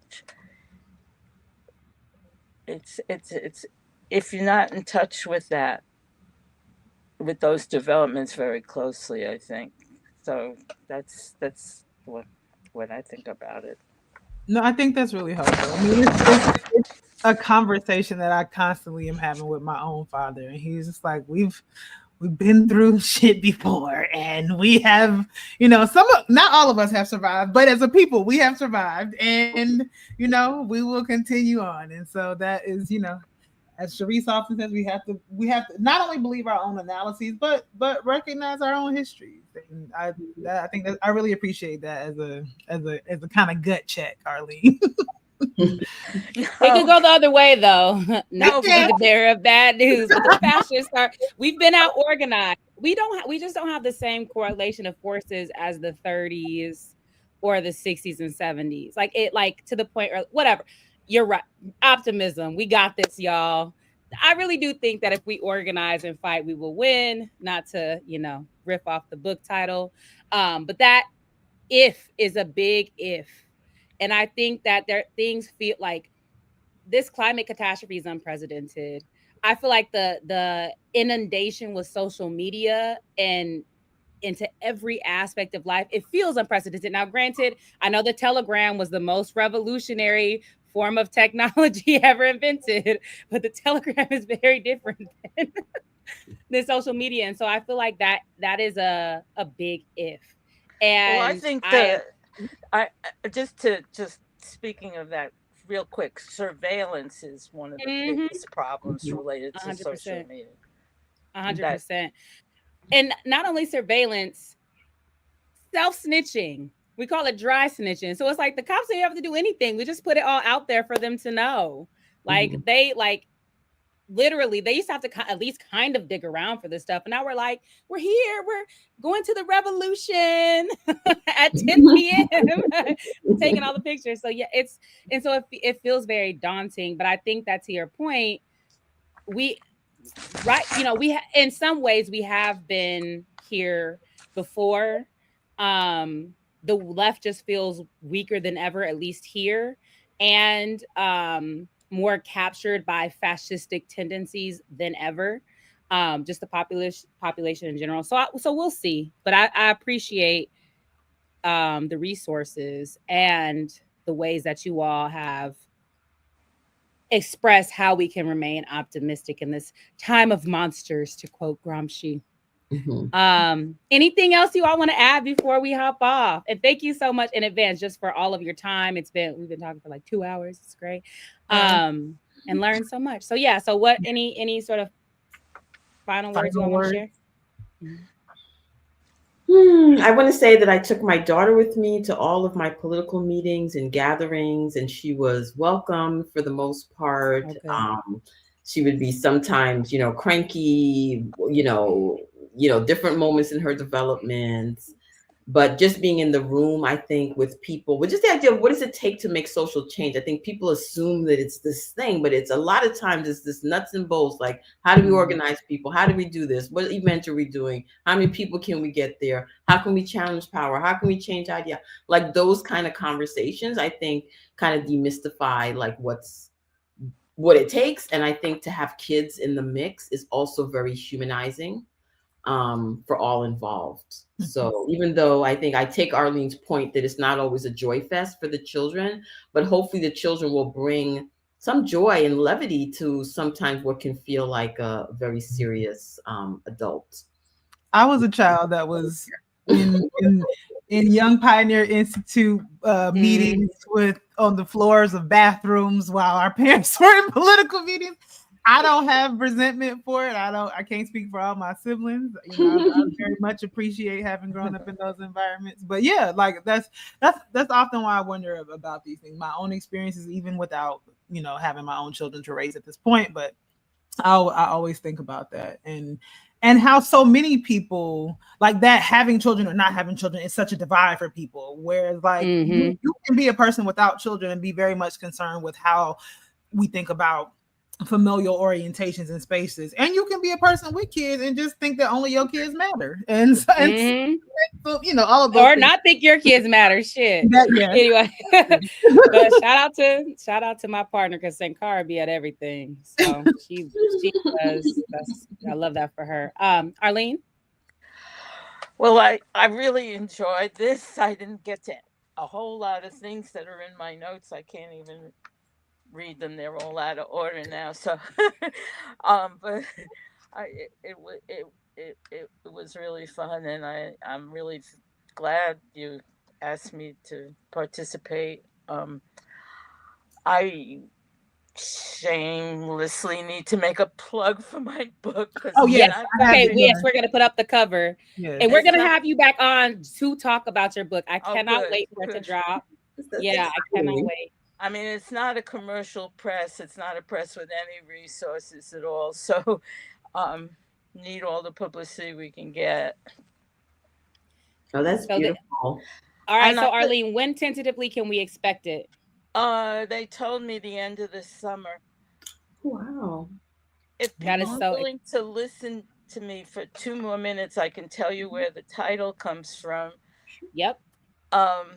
When I was in liberated territory of South Vietnam before the war was over, and the woman who was my host was also a national leader of the so-called Viet Cong, and I was crying when I was leaving because she was so wonderful, and it was so wonderful to be there. And she said, "Oh, don't cry. We're part of the worldwide family of militant women. We will meet again. Maybe in Ho Chi Minh City, maybe even in New York." And that was at a time when Vietnamese were, of course, not allowed anywhere near the United States. I really, story. it is, and I look forward to reading that. Yes, me too. Me too. We need more firsthand accounts. We need these stories of revolution just to remind us. And I think that memoir and the people resonate with that. Those stories. So, thank you. I've read it, haha. Not the final version, but a version. So it's great, by the way. It's very, very amazing. So we can't wait. But thank you both so much for coming. Arlene, we will have you back very soon. Robyn, when your book drops, or if you just want to come shoot the shit, we are happy to have you back on. Thank you. Thank you. All right, thanks Thank again. you both. All right. Thank you. Bye. Take care. Bye-bye. Woo woo. I just noticed where I seen Robyn before. Shout out to her for interviewing Dr. CBS at the shop. Yep, that's exactly it. So Robyn co-curates the at the Schomburg, they do like Black studies things. I want to say the initials are DCBS, but anyway, like a Black studies series, and I did one with Robyn Kelly, I think, about Black anti-communism or something. But anyway, yes, and Robyn is also at Wayne State now, so she is my dear colleague in Black Studies at Wayne State. Well, thank y'all for sticking around. That was our study and revolution section, because we knew it would go longer. So Chitamacha, what is you doing? And also, because Chitamacha, you usually are the ones who's like cataloging all the resources. So I just knew exactly. Yeah, come on, bruh. Now we're in an off week, like, so I get it. Like, we changed up a little bit, but thank y'all for engaging in the comments. Pamela Jones, shout out to you. We saw this. Yes. That your content helped change course, correct? The theoretical framework for my research. Yes. Yeah. Always glad to know that these things are useful to people. Yes. So that was a great conversation. Looking forward to having Arlene when her memoir drops. I'm not a fan of memoir, but that's a great fucking memoir. I like political biography though, and it's like very much in the vein of like political biography. So Rao's pasta sauce. I say 24/7 if I could. Rao, ain't you at work? At the library. At the library, right? Oh wait, are we confusing Rao with librarian? Oh shit. Yeah. No. Yeah, that is librarian. The one that's always like, I gotta go to the reference desk. That's true, but Rao, you be dipping out too sometimes, don't you? Maybe we tripping. I don't know. Might just be But anyway, grab these books, y'all, and Robyn's book. The Revolution Has Come. Yeah, The Women of Vietnam. I started reading that one too, and it was really interesting to think about the role of Chinese colonialism and of particular kind of gender norms that were not native to the Vietnamese folks, which feel in conversation with some of Oyeronke's work about gender in pre-colonial Nigeria. So it's a lot of parallels. Yeah. All right, y'all. Well, we will see you in 2 weeks for real. So we rounding out the season. We're already on what, episode 7? Yeah.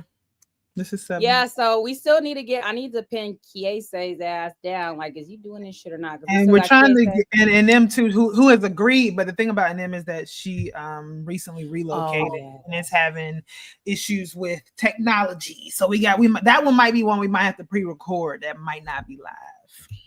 Yes, okay. Yeah. I feel like Robyn's book is a book that I loaned to a student at some point, and I cannot find that shit. I've been looking for it.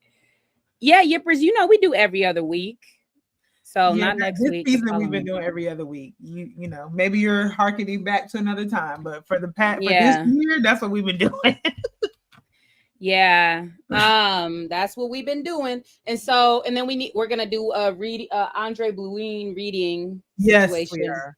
And you know, there's also the Imbrock coming up too. We didn't talk about that. We didn't mention that. Yes, the National Black, or do we have a show before that, right? It's it's like that week of. Yep. Mm-hmm.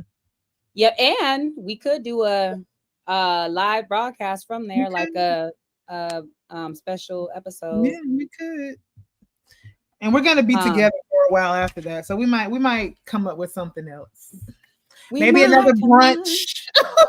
Maybe another brunch. Oh my gosh. Listen, we need to trick 2 Black into going to brunch with us. I know we should. Like let's go to a political campaign and we pull up to brunch. 2 Black will have a mimosa, I'm certain. Does he even drink? I feel like he doesn't even drink. He probably doesn't. I don't know. He can have what is that? Shirley Temple. How's it called? Right. Gross. But anyway, Grenadine's disgusting. But yes, all right, y'all. Thank you for hanging with us, and we will be back. We'll see you soon. Have a good weekend. Peace. Bye. Okay.